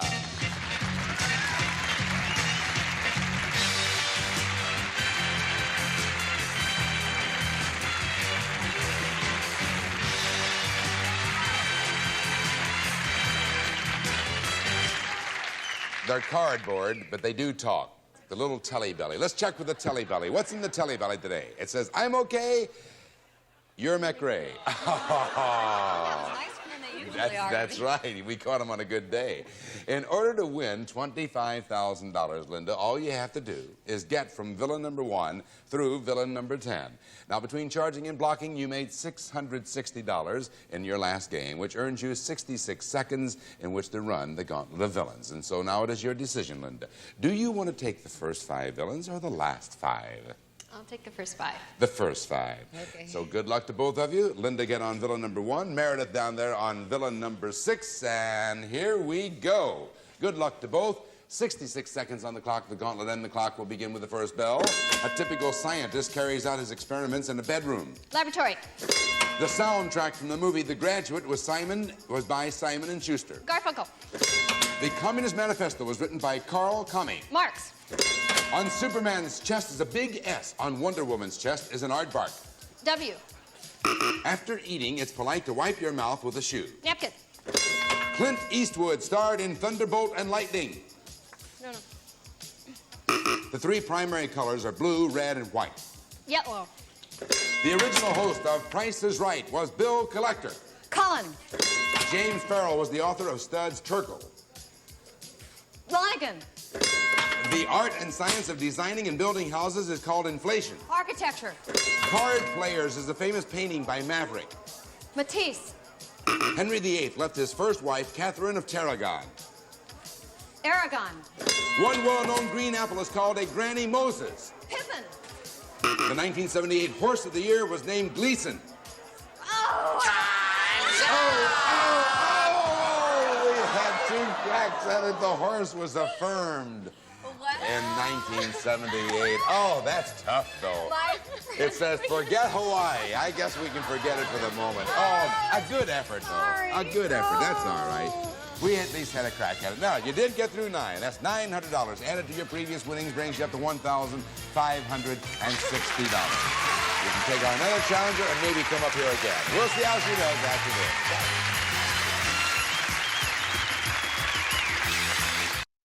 This is our current champ, Linda Coffey. She has $1,560. Listen to that applause you get from this beautiful audience, which includes today the Naval Sea Cadets from the Miramar Naval Air Station. Good to have you with us today.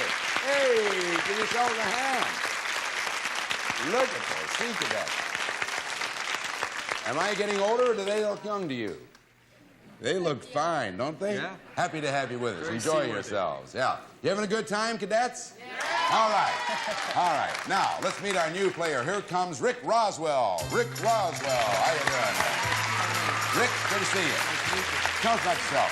I'm kind of a rarity in California in as much as I'm a sixth-generation Californian. Oh. I'm an aspiring writer. I'm also presently taking some broadcasting classes, and one of these days I hope to have a game show of my own. Hey, come on over here, and I'll see you later. Take over, Rick.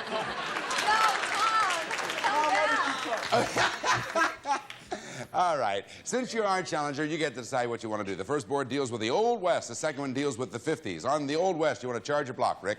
I think we'll block the Old West. You think? I will block. Oh, you the will Old block. West. All right, then. That means the Chargers are going to charge right on out of here. There they go, all the way out, and the blockers get over here. Now, you go all the way out this time because you're going out of sight and out of hearing. They're going to go over there with those headsets on, and now they're gone. Now, 6 blocks, Rick and Meredith. And you know about all the rules here. You get the first 3 blocks, Rick, so it's the Old West. Go to work. On level 4, I'd like to block 20 and 30. One more for you. On level 6, let's block 200. Now, Ms. McRae. Level 1, I'll block 20. Level 1, 30. And Level 5, 40. All right. You like that? Good teamwork there. Good teamwork. First round in a new game. Let's see how it all works out for Linda and John. It's the Old West up there, and you know, of course, about the long shot. Now, Linda, you tell me who's going to start. I'll start. Okay. Old West, 60 seconds on the clock, so giving me the level and the money amount. Charge. Level 1, 20. 120. Block. 4, 3, 2, 1. Same level 1. 10. 110. When under attack, it was customary to put all the wagons in a circus. Circle. Charge, John. Level 250. 250. The names Smith and Wesson are associated with cough drops and cooking oil. Guns. Charge, Linda. Level 320. 320. William Cody killed 4,870 bison and thus earned the nickname Ecology Bill. Buffalo Bill. Charge, John. Level 440. 440. Hundreds of buffalo running out of control was called a bicentennial. Stampede. Charge, Linda. Level 530. 530. To protect their faces from trail dust, cowboys covered their mouths with bananas. Bandanas. Charge, John. Level 6, 500. 500. As of 1924, all Indians were declared USDA choice. Long shot. Can't call long shot. Answer. What? I'm sorry, your time is up. And Rick and Meredith win the round. No long shots in the 6th level. Yeah, it's citizens. As of 1924, all Indians were declared U.S. citizens. And so the first round goes to Rick and Meredith. Come on over here, Linda and John. And now in round 2, the blockers become the chargers and the chargers become the blockers. Since you were the blockers, you're now invited to charge on out of here. All right, Linda and John, get over there in blocking position, and we'll get to round 2 right after this. Welcome back to round 2. Our chargers have already been tucked away out of sight and out of hearing. Here are our blockers. Linda, the first 3 blocks are yours in the 50s. Okay, level 2, 50. And level 5, 40. And level 6, 200. All right. John? I like level 1, 20, 30, and 40. 1, 30, and 20, 30, and 40. Oh. Right at the outset. They like that, yes. Let's see how they like it. Okay. All right, Meredith and Rick, you won the first round. If you get this one, it's a chance of $25,000. If they get it, it's a tiebreaker. Now, it's the 50s, and so, Rick, I want you to tell me who's going to start this. Meredith is going to start. All right, and you will alternate levels. So, Meredith, with 60 seconds on the clock, I want you to give me the level and the money amount as I say charge. Level 150. 150. Fairy tales can come true. It can happen to you if you're Grace Kelly. Young at heart. Charge, Rick. Level 240. 240. Shirley Booth won an Oscar for What's Crawling on Your Back, Little Sheba. Oh, no. Same level 2. Level 250. 250. Block. 4, 3, 2, 1. Same level 2. 10. 210. Bill Dana's popular comic character was Dennis Jimenez. Jose.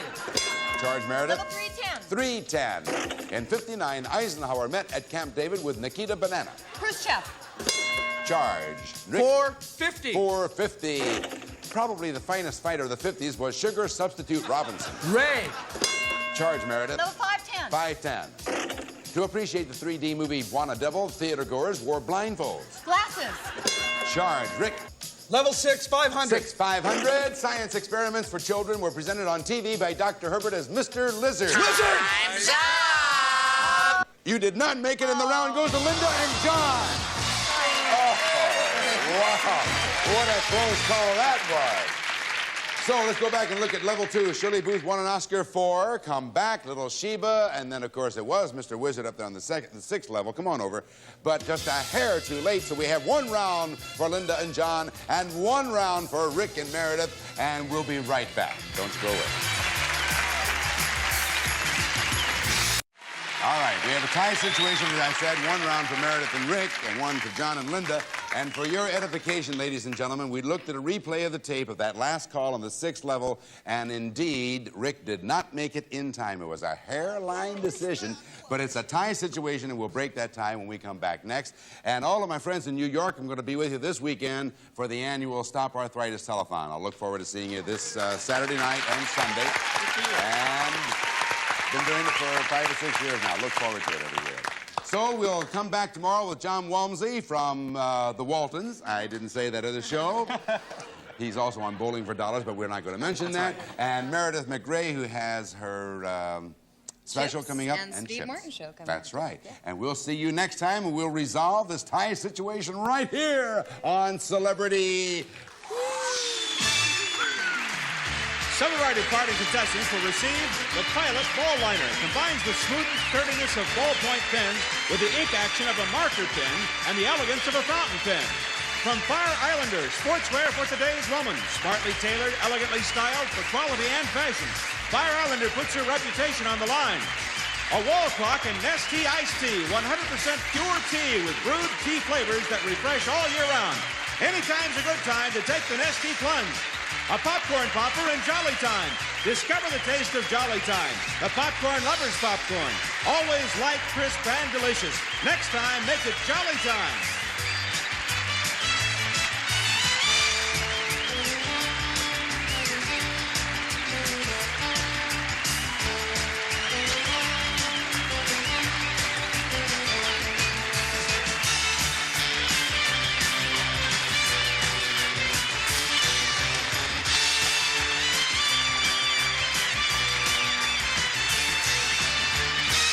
Portions of this program were edited for broadcast without affecting the outcome of the game. This is Rod Roddy speaking. Celebrity is a Jay Walford presentation in association with the Bud Austin Company.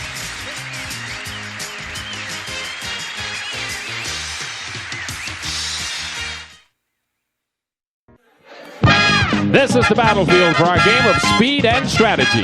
These are the letters which lead to victory on Blockbusters. And here's the star of Blockbusters, Bill Cullen. Thank you. Oh, Jamie. Boy.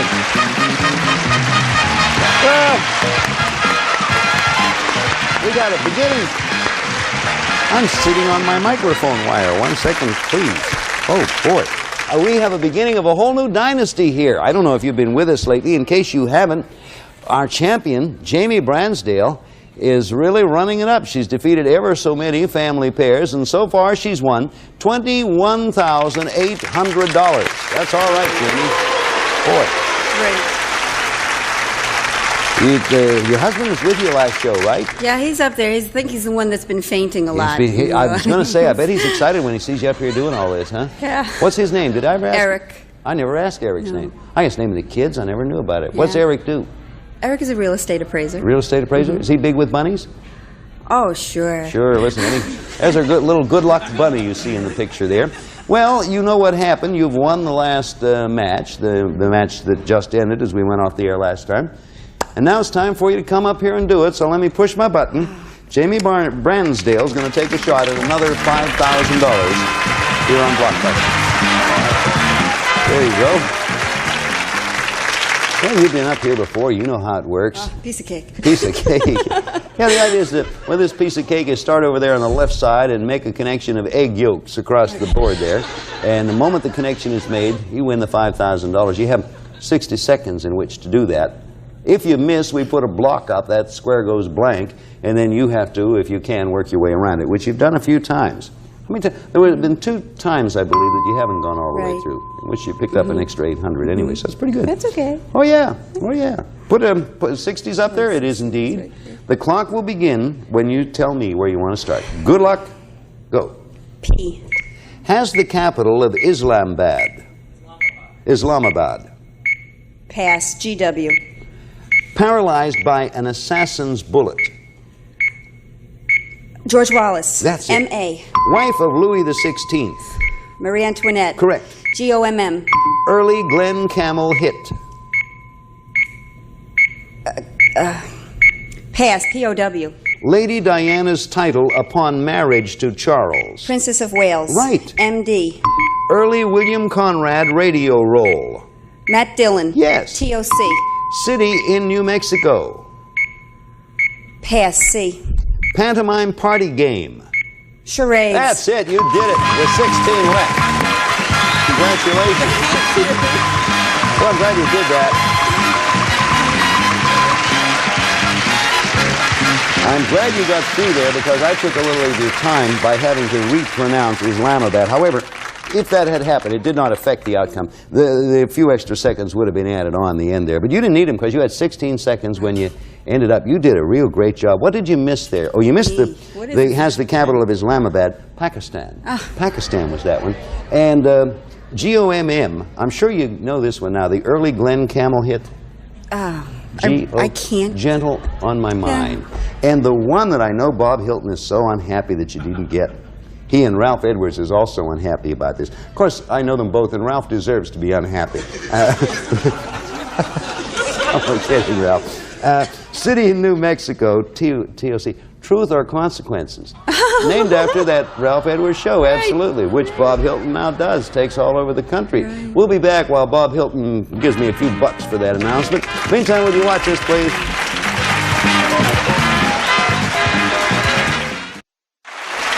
Jamie Bransdale rolls along. Pretty darn good, Jamie. $26,800. Eric's up there in the audience somewhere making out a shopping list. Things he's going to do. Where are you, Eric? There you go. Hi, Eric. Good luck. Congratulations. You two are doing a good job. Hey, let's say hello to a nice family pair. We have a very handsome father and son team. The father is Warren Warkus, is that right? That's correct, Bill. And the son is Lee Warkus. Welcome to both of you. Happy to have you here. Thank You two do make a very imposing couple. You look like a chairman and co-chairman of a board of something. What do you do, Warren? Or I do a little bit of everything right now, Bill. I've recently retired. So I'm catching up on many of the little things that have been put aside over the years. For instance, what do you? Well, I'm been putting together some of the things around my home. And that's where I've been spending a good part of the time. Putting doors back on. Yeah, things like that. I intend to get to that around our place, too. Putting holes in the wall and then calling it a door and things like that. I know what you mean. Happy to have you, Warren. And Lee, how about you? What are you doing? Well, I'm a computer salesman, Bill. And I live in Upland with my family, including 2 dogs. 2 dogs? Oh, yeah. And one thing that you might appreciate, I'm currently enrolled in a Learning to Fly program. Oh, you are? Doing such things as stalling the aircraft and trying to hold my stomach together. Oh, that's all right. Do you enjoy it? Oh, yeah, absolutely. It's a marvelous way to spend your extra time. It's getting a little crowded up there. Yeah, it's just a little bit. Yeah, but if you go out where there's no one around, you can have a lot of fun stalling. That's right. I should do it intentionally and sometimes unintentionally. No, not Jamie, what kind of dog is that you have again? Bichon Frise. Did you ever hear one of those, Lee? No, I haven't. What kind of dogs are yours? Yorkshire Terrier and a Cairn Terrier. Well, see, I know them. I mean, I don't know the Yorkshire or the Cairn, but I know terriers. You know how this works, don't you, Warren? Lee, you're familiar with it. You got a good champion here, so you'll have to be on your mettle. Sure That's do. with a T type thing. Okay, going to start this game with the letter M. Letter M, answer starts with M. Here's the first question. What M is the meat generally found in Ireland's classic Irish stew? Jamie. Mutton. Mutton is the right answer. Absolutely. You did it again. All right, Jamie, where to? D. Letter D. And of course, Warren and Lee are going to try to stop you here. Here comes the question. What D was a car made by Chrysler, or Was the Spanish... Yes, Lee? Dart? Nope. Repeat it now for you, Jamie. What D was a car made by Chrysler, or was the Spanish explorer who discovered the Mississippi River? Dakota? I don't know. Oh, you were saved there. Oh, I know. De Soto. Fernando de Soto, as I live and breathe, if I think I recall. Anyway, nothing happens. We come up with another D question. See how we do with this. Moment you think you know, hit the button. What D is a city in France, or a spicy mustard of the same name? I am surprised. Dijon. I see the button. D-I-J-O-N. My favorite mustard. Is it your favorite one? And I bet De Sota's your favorite car, too, isn't it, Warren? No, not that one. But I'd like to have an old 1935. So would I. Polish it up. I'm with you. If you ever find one, we'll work together and refurnish it. Okay. So if anyone sees an old 1935 Dijon, or is it De Sota? Come up with another D question. These D's are great, aren't they? Absolutely. Here comes. What D is a city in Nevada, or what a hunter might use to lure his game? Jamie. Decoy? Decoy's the right answer. We got through the D's. There you go. Well, I hope I never see another D. Me too. I'd rather C than B one. Where are you going? P. All right. P question. What P was a pop recording group, or are Hugh Hefner's Sexies? Yes, Lee? Playmates. Now we're cooking. Playmates is the right answer. Hugh Hefner's Sexy Centerfold Girls, the answer Playmates. And the recording group Playmates, incidentally, I know you all remember their big hit was Beep Beep. Right. Right here. Beep Beep. That's what a De Soto does when it sees a bottle of Dijon on the highway. Family Pair got up there, and now they're going to try to make their way across the board. Where are you going, Lee? Let's try the N, Bill. Okay, N coming up here. What N is Gerald Ford's home state? That's Lee again. Nebraska? Correct, Lee. Nebraska's the right answer. There go our Family Pair. Now where? I'm going to go with the B this time, Bill. Okay, letter B. B question. What bee is a kind of dog, or is Sugar Ray Leonard's occupation? Jamie. Boxer. You're a sports fan. Boxer's the right answer. You're pretty big on sports. You do very well on sports questions. Sports, yeah. Where to? S. Okay, see now Jamie's going to start well, no, she's not going to start a new line. She's continuing her old one, which is okay. You want to try and block Warren and Lee. What S comes from the Old English meaning the steering oar side, or is... Yes? Starboard? Starboard is the right answer. You got it. Or is the nautical term for the ship's right side. So there's where you are, and where are you going now, as if I don't know. E. E is what she picks, and you better block her, fellas. Here comes the E question. What E are the long poems of Homer? And Lee. Epics. Epics is the right answer. Good block.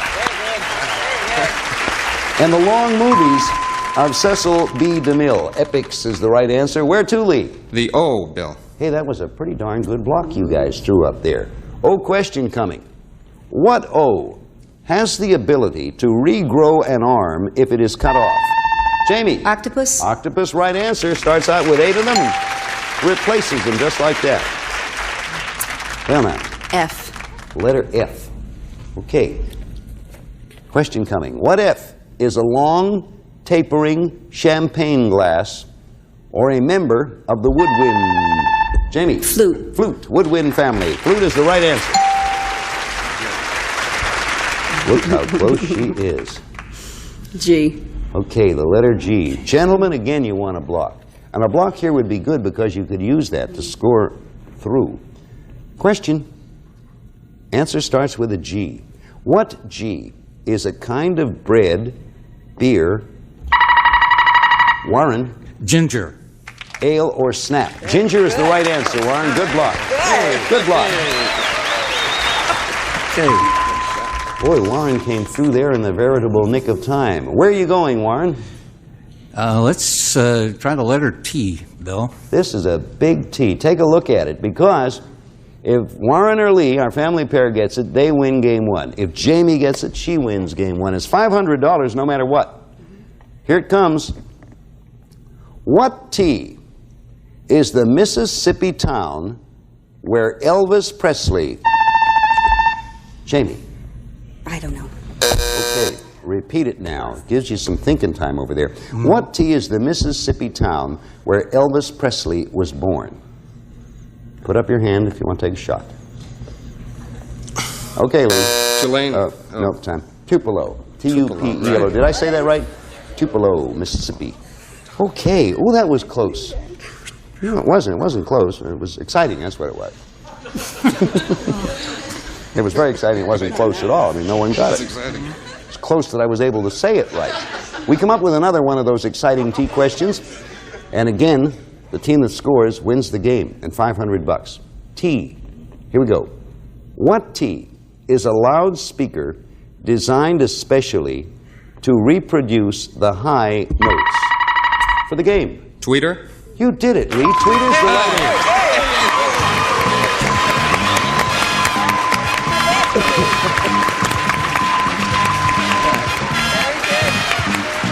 What do you know? Congratulations, Lee and Warren. You did a good job against a very fine... That's the first time anyone's won a game from you for a while, Jamie, is it not? They're doing okay. So, Lee and Warren, you have $500. If you win another one, that's $1,000 and a shot at the $5,000 on Gold Run. Now, you just sit back and relax, all three of you, because we're going to stop right now and go out and collect some money. Bob, go get some money. Okay. Well, now, family pair came up here and won themselves a game and have $500, and now we play game 2 of this match. Jamie will be trying to tie it up, and of course, Warren and Lee will be trying to win the match, so pretty good one. Hang in, everybody. We're starting this with the letter C. Here comes question. What C are lawyer's tongue, pincushion, and saguaro? Who's going to take a chance? Cats. No? Okay, you get a shot at it, Jamie. C, lawyer's tongue, pincushion, and saguaro. Don't anybody help. Cactus. Cactus. I like cats. George Cats. Here comes another C question. These C's are beginning to look like the D's we had in the last game.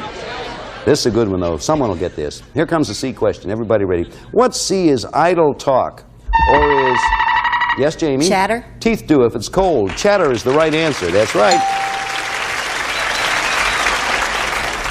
She puts those together pretty quickly. Where are you going, Jamie? J. Letter J. J for Jamie. Question. What J is the Japanese word that means the gentle way and is a form... Jamie. Judo. You're putting them together right. That's absolutely right. And is a form of unarmed combat. Okay, our solo player. Where to? D. All right. Don't let her get a run on you guys now. Because if she once gets going, she's gone. Here comes the D question. What D were big band brothers Jimmy, Warren? Dorsey. And Tommy. Dorsey's the answer. Okay, Warren, where are you going? Let's try the B. Letter B. For Bill. For Bill. Thank you, Warren. Right. I need all the help I can get. Remember when Tommy Dorsey and the band used to play at the Meadowbrook? Remember hearing those broadcasts? Oh, yes, yes. I used to announce some of those. You did? I did indeed. I just thought I'd mention that. Thank you for the applause. Back to the question, and the answer begins with a B. Answer begins with a B. What B is the Massachusetts University named for the Jewish social activist who was a member of the Supreme Court?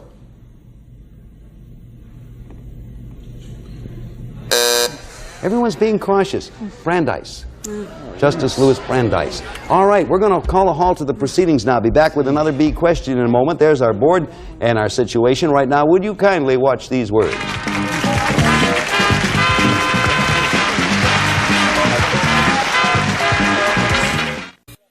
So we'll pick it up where we were. This is game 2 of the match, and the family pair has 1. You see represented by the white, the solo player the 2 by the red, and a B question had been chosen and missed, so I come up with another B. Everybody ready? Here comes another B question. What B is a book publisher or a small chicken? Yes, Warren? Bantam. Bantam is the right answer. Goes to the family pig. Sure. Bantam books and bantam chickens. Where are you going, Warren? The letter P, Bill. Okay, letter P. Oh, boy. Here comes the P question. What P is a hunting dog or... Yes, Jamie? Pointer? 4 singing sisters. Pointer is the answer. That's right, Jamie, and good block. Okay? Okay, the M. Sure. Get part of your connection there. Here comes an M1. What M precedes money, dog, magazine, and Jamie? Mad. Hatter. Mad is the answer. It goes to Jamie. Solo player again. That's Oh gonna boy. be H. The letter H. You fellas have to block her here to save this game and to keep a path open. That's the way the game works. So it's an H question, and if Jamie gets it, it's $500 for Jamie in a tied match. Here comes. What H received 400 books and 780 pounds sterling from a Massachusetts minister in 1638? So they named the school after him. Warren. Harvard. Harvard is the right answer. You blocked, Warren. Good answer. The syntax there was interesting, too. They opened a literary department right after that. Warren, where are you going? We'll go to the letter W, Bill. Okay, and that'll connect you over there to the right. Of course, Jamie wants to block and get her pick again. Here comes the W question. What W is a city in Ontario or a huge castle near London? Warren again. Windsor. Windsor is right, Warren. You did it again. Oh, boy, guys. Well. Yes, sir, Warren. I will select the letter F, Bill. I'm not surprised. If the family pair gets this one, they'll be represented by white. As you see, it's game and match. If Jamie gets it, it's game for her, thereby a tie match. F.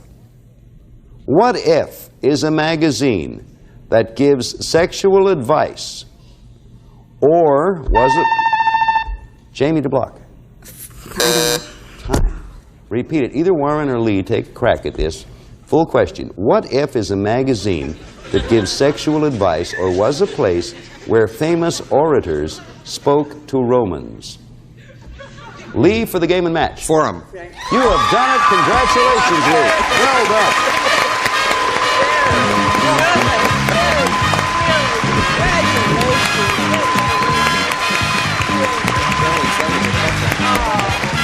Well done.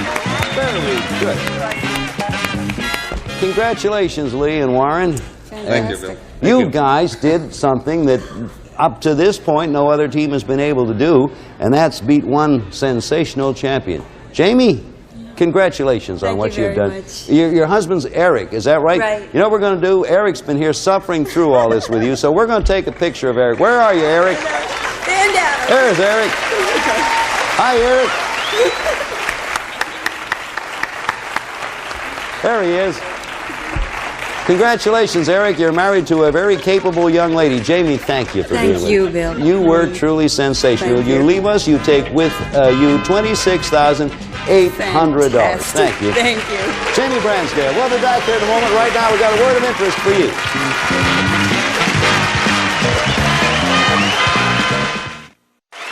Thank you very much. See you next time. Bye.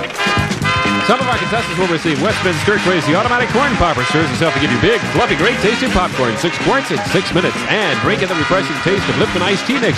With quality tea's natural lemon flavor and sugar. Just drink it in. And Dermassage dishwashing liquid. The only one with protein actually improves dry, irritated detergent hands. Better hands begin with Dermassage. Sparkling and clean dishes, too. And Gino's Party Special Pizza with a crisp and tasty crust you can trust. Plus the flavor shaker. Gino's in your grocer's freezer. And to perk up your plain meat meals, reach for the spoon. Enjoy all 6 delicious varieties of Betty Crocker potatoes. And skincare and cosmetics from Fashion 220. Free beauty consultation in the privacy of your home. Fashion 220 for a lovelier way of life. And a representative of our studio audience will receive a camel tent designed to fulfill specific sporting and camping needs. Family and backpacking tent for outdoor shelter or home away from home. Furnished by Camel.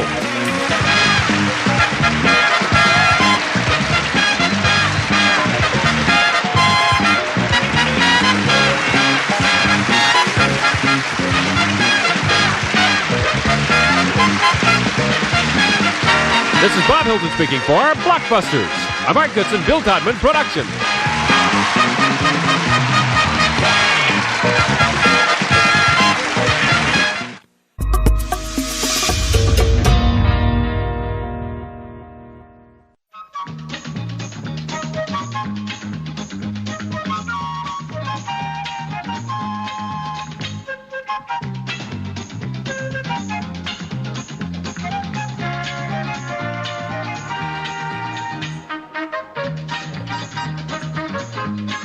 Let's all play What's My Line?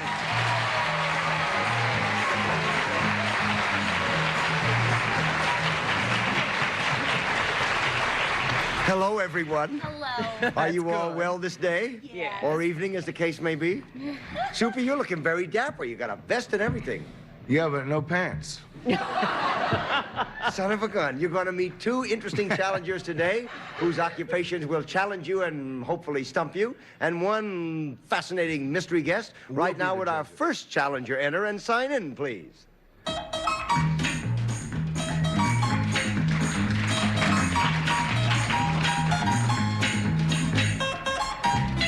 Oscar Miller.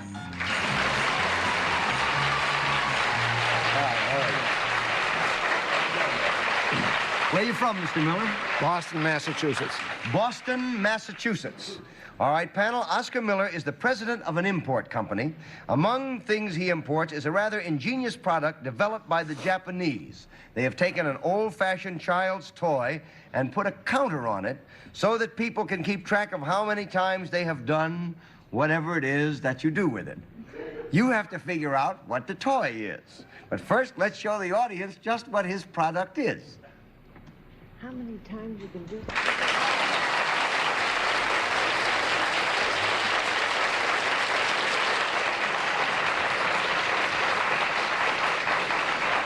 And we'll start with no mean plaything herself, Arlene Francis. Thank you very much. And we come from the same town, but we don't have the same import. Let me see now. Does this toy relate to something that was used in Japan? Not necessarily. Not necessarily. 1 down and 9 to go. Soupy. What are we looking for? You're looking for what the toy is. Oh, is it ever any part of it round? No. Round as in a ball, you mean? Or like a marble? Or like a marble. No, not round in that sense. 2 down and 8 to go, Anita. The thing that this thing counts, is it a physical activity? Yes, it is. Would it be used, say, to count as some sort of an exercise that one is trying to do? Yes, it is. Is it a thing that would count, for instance, how many sit-ups a person does, or bend-overs or things like that? No. No, it doesn't count that. 3 down and 7 to go. Henry. Can I take a wild stab? Why not? Skipping rope? Jump rope is correct.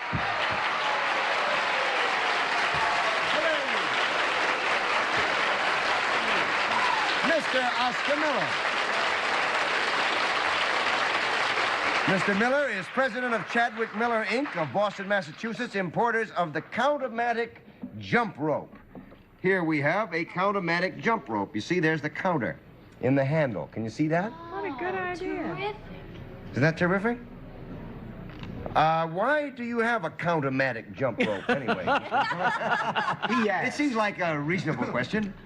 Well, today everybody is interested in exercise, and this is a good form of exercise, and it allows you to progress and keep track of how many times you can jump. How much does this sell for? $3.98 retail. $3.98 retail. How long is it? It's 94 inches long, and it's adjustable. Oh, I see. This little thing here, I guess, is it, huh? Right. There's a little thing here, you see, where you can adjust the length of the rope. Panel, aren't you just itching to get your hands on these jump ropes? I'll bet you are, so come on up here. Okay, here we go. Excuse me a minute, Mr. Miller. Okay, Arlene, here's one for you. Thank you, Anita, dear. here's one for you. That's a little one. Henry, there's one for you, old trooper. And You ought to one. make this out of licorice, and then you get hungry, you could eat it. Okay, now remember, you have to hold the counter in your right hand because that's the way it counts. So that's You got it in your left hand, I think, Anita. Your counter has to be... I'm left-handed. Where's the No, counter? but the counter, Is that a that's the counter? counter. It has to be in your it's right gone hand. up. I've got to sell.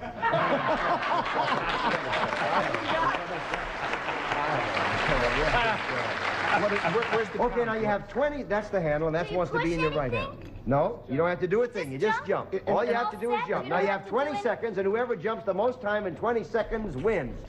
Soup, you want to get over there a little bit? Back up in there, okay? On your mark, panels, get set, jump. I don't know how to jump rope. I think you're winning, Henry. Look at her! Look at her! Oh!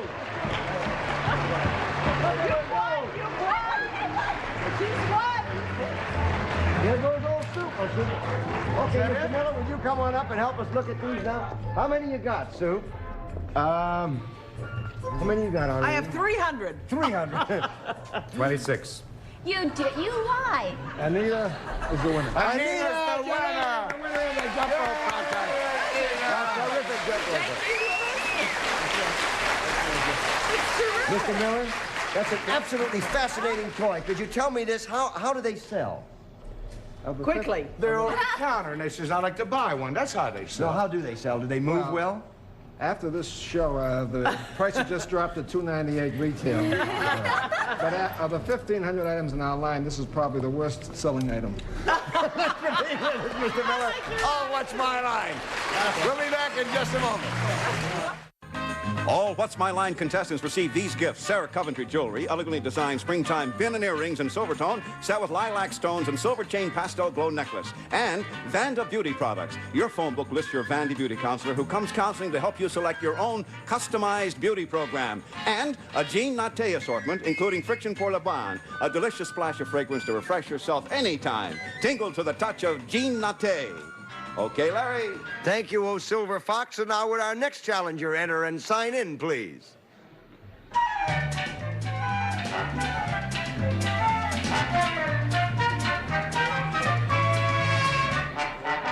Jean Dolata.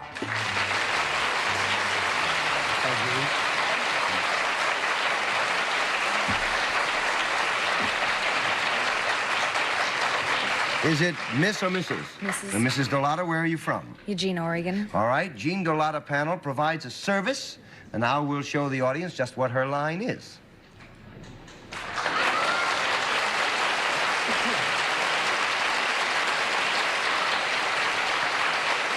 And we'll start the questioning with Soupy Sales. Thank you, Larry. Miss Dolata, this service that you provide, could I avail myself of this service? Yes. If I did, or if I, would I come to you for this service? Or could you come to me? It works either way. When you do this service with me, would you touch me in any way? No. No, she would not touch you. 1 down, 9 to go, Anita. Too bad. Do you use any kind of equipment when you perform your service? Yes. Is it something that I could hold in my hand? Yes. Is it something that has any moving parts? Some of it does. Some of it does. Is it mechanical in any way? Well, one moment, please. Is it a machine? Some of it has moving parts. It's something I can hold in my hand. You don't touch it. Did you say, does it have moving parts? I said, is it mechanical in any way? As in the sense of a machine? Yes. No, it's not a machine. 2 down and 8 to go. Henry? Is this a known device? Is it a known device? Yeah. That is to say, could I go out and buy one? Well, you could, Henry, but it's not likely that you would. How do you know? He buys a Do lot you of know in your case you got me? Does this device, Miss Dolata, when you use it, does it give you any kind of information? No. No information. 3 down and 7 to go, Arlene. Mrs. Dolata, do you work for any branch of any government? Yes. Is your job usually an outdoor job? Yes. Does it have anything to do with the law? Yes. Do you have anything to do with catching stray animals? Yes. Oh, you're a dog catcher. You are right. You're the dog catcher.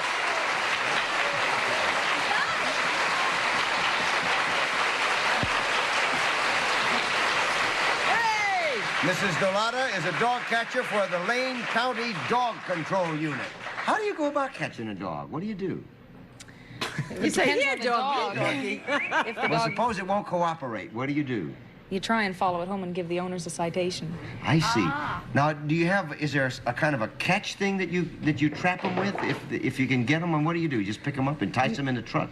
No, we only use a capture stick on an unruly animal, a vicious dog. But How many dogs that you get are reclaimed by their owners? not many. Really?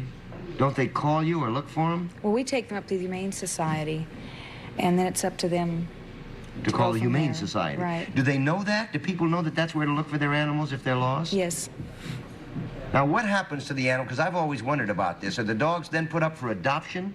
If the owner doesn't claim them, yes. And suppose that they're not adopted and the owner doesn't claim them. Is there some place Don't that they go tell. besides heaven? Well, don't tell. I won't tell. No. All right. It's depressing. All right, then we'll never know. But thank you for being with us on What's My Line. Thank you. Okay. All right, we're back and it's time to play Who's Who. So could we open the curtains, please? Now then, panel, you see before you 4 members of our studio audience, and you see 4 cards: furniture dealer, bilingual secretary, geography teacher, and kids book writer. Now you have to hand out the card so that the person whose occupation it is actually holding it. All right, you got it? You got 20 seconds. Anita, you're on.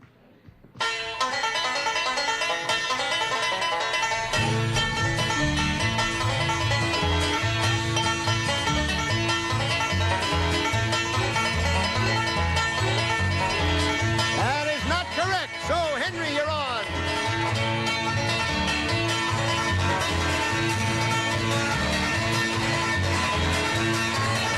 Not correct. So, Arlene, you're on.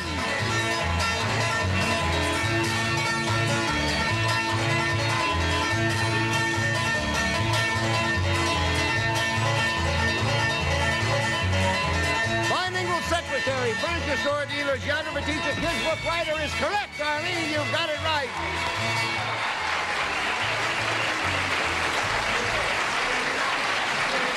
All right, starting with the bilingual secretary, would you tell us who's who? I am Giovanna Spetz. I am from Worcester, Mass, and I am bilingual secretary.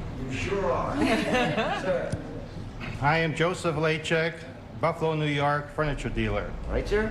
Norma Duncan from Chicago, Illinois, geography teacher. And our kids book writer is? I'm Phyllis, the very little girl, Kraslovsky from Chappaqua, New York, and I'm a children's book writer. Okay, that's lovely. Thank you very much. You've won the game. You get $50 and a gift apiece, and thank you very much for being with us on What's My Line. Lovely. All right, panel, it's blindfold time. Are the blindfolds all in place? Just a darn minute. Not quite yet. My eyes are just... Now they are. Yes, sir. And would our mystery guest enter and sign in, please?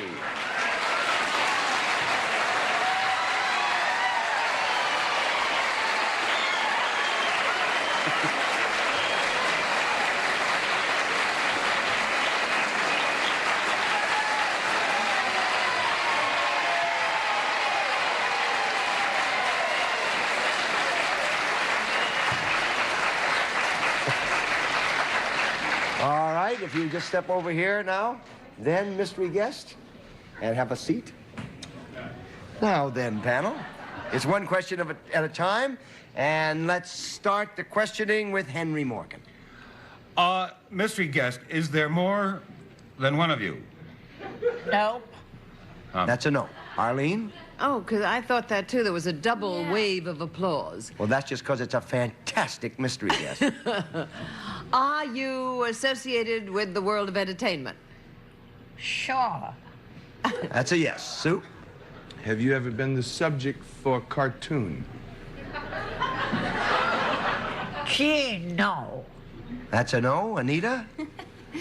Are you primarily known for your work in television? Yep. Well, that's hard to say. It's a fairly broadly based career. Henry? Just like Huh.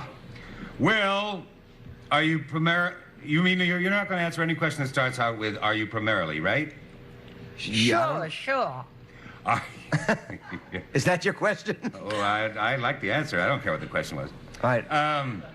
Are you also a theatrical, that is, stage performer? Gee, yeah. Arlene? Broad-based career. First, now we know she's abroad. Yeah.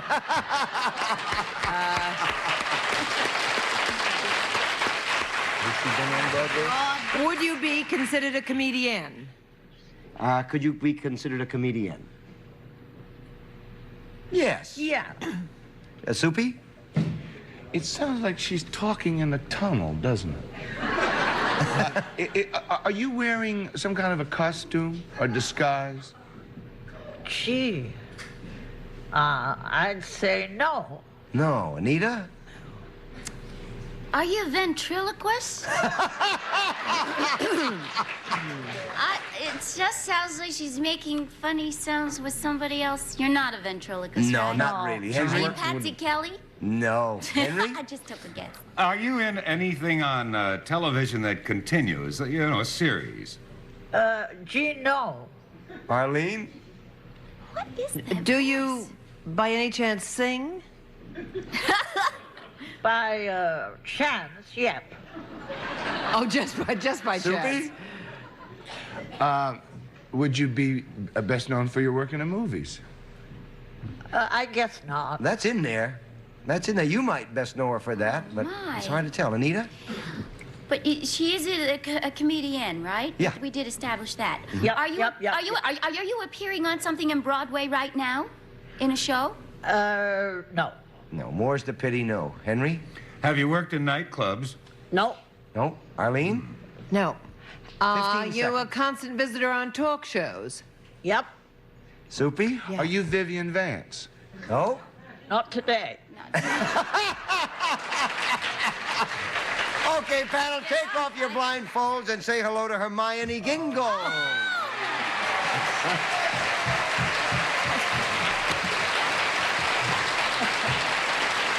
I knew there was a sound.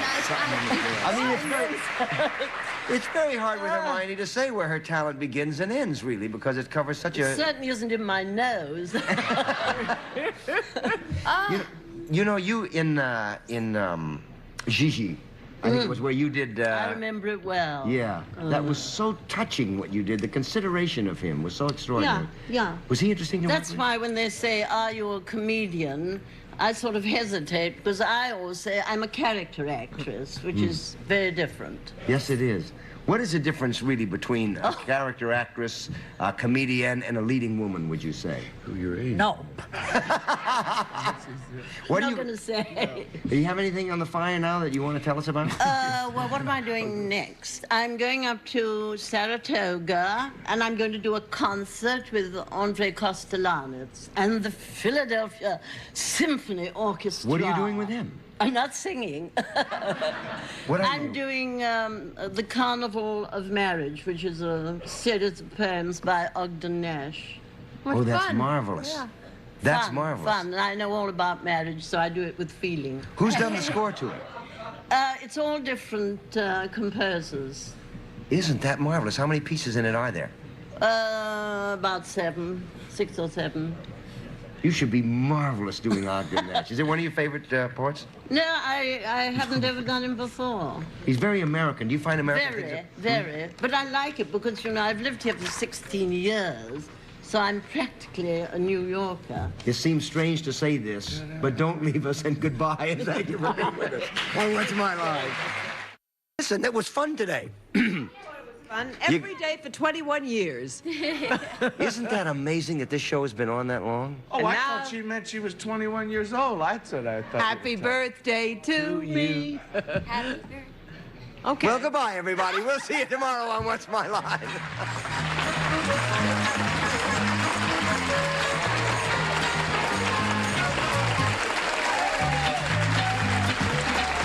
Watch My Line is a Mark Goodson, Bill Todman production. This is Wayne Howell speaking.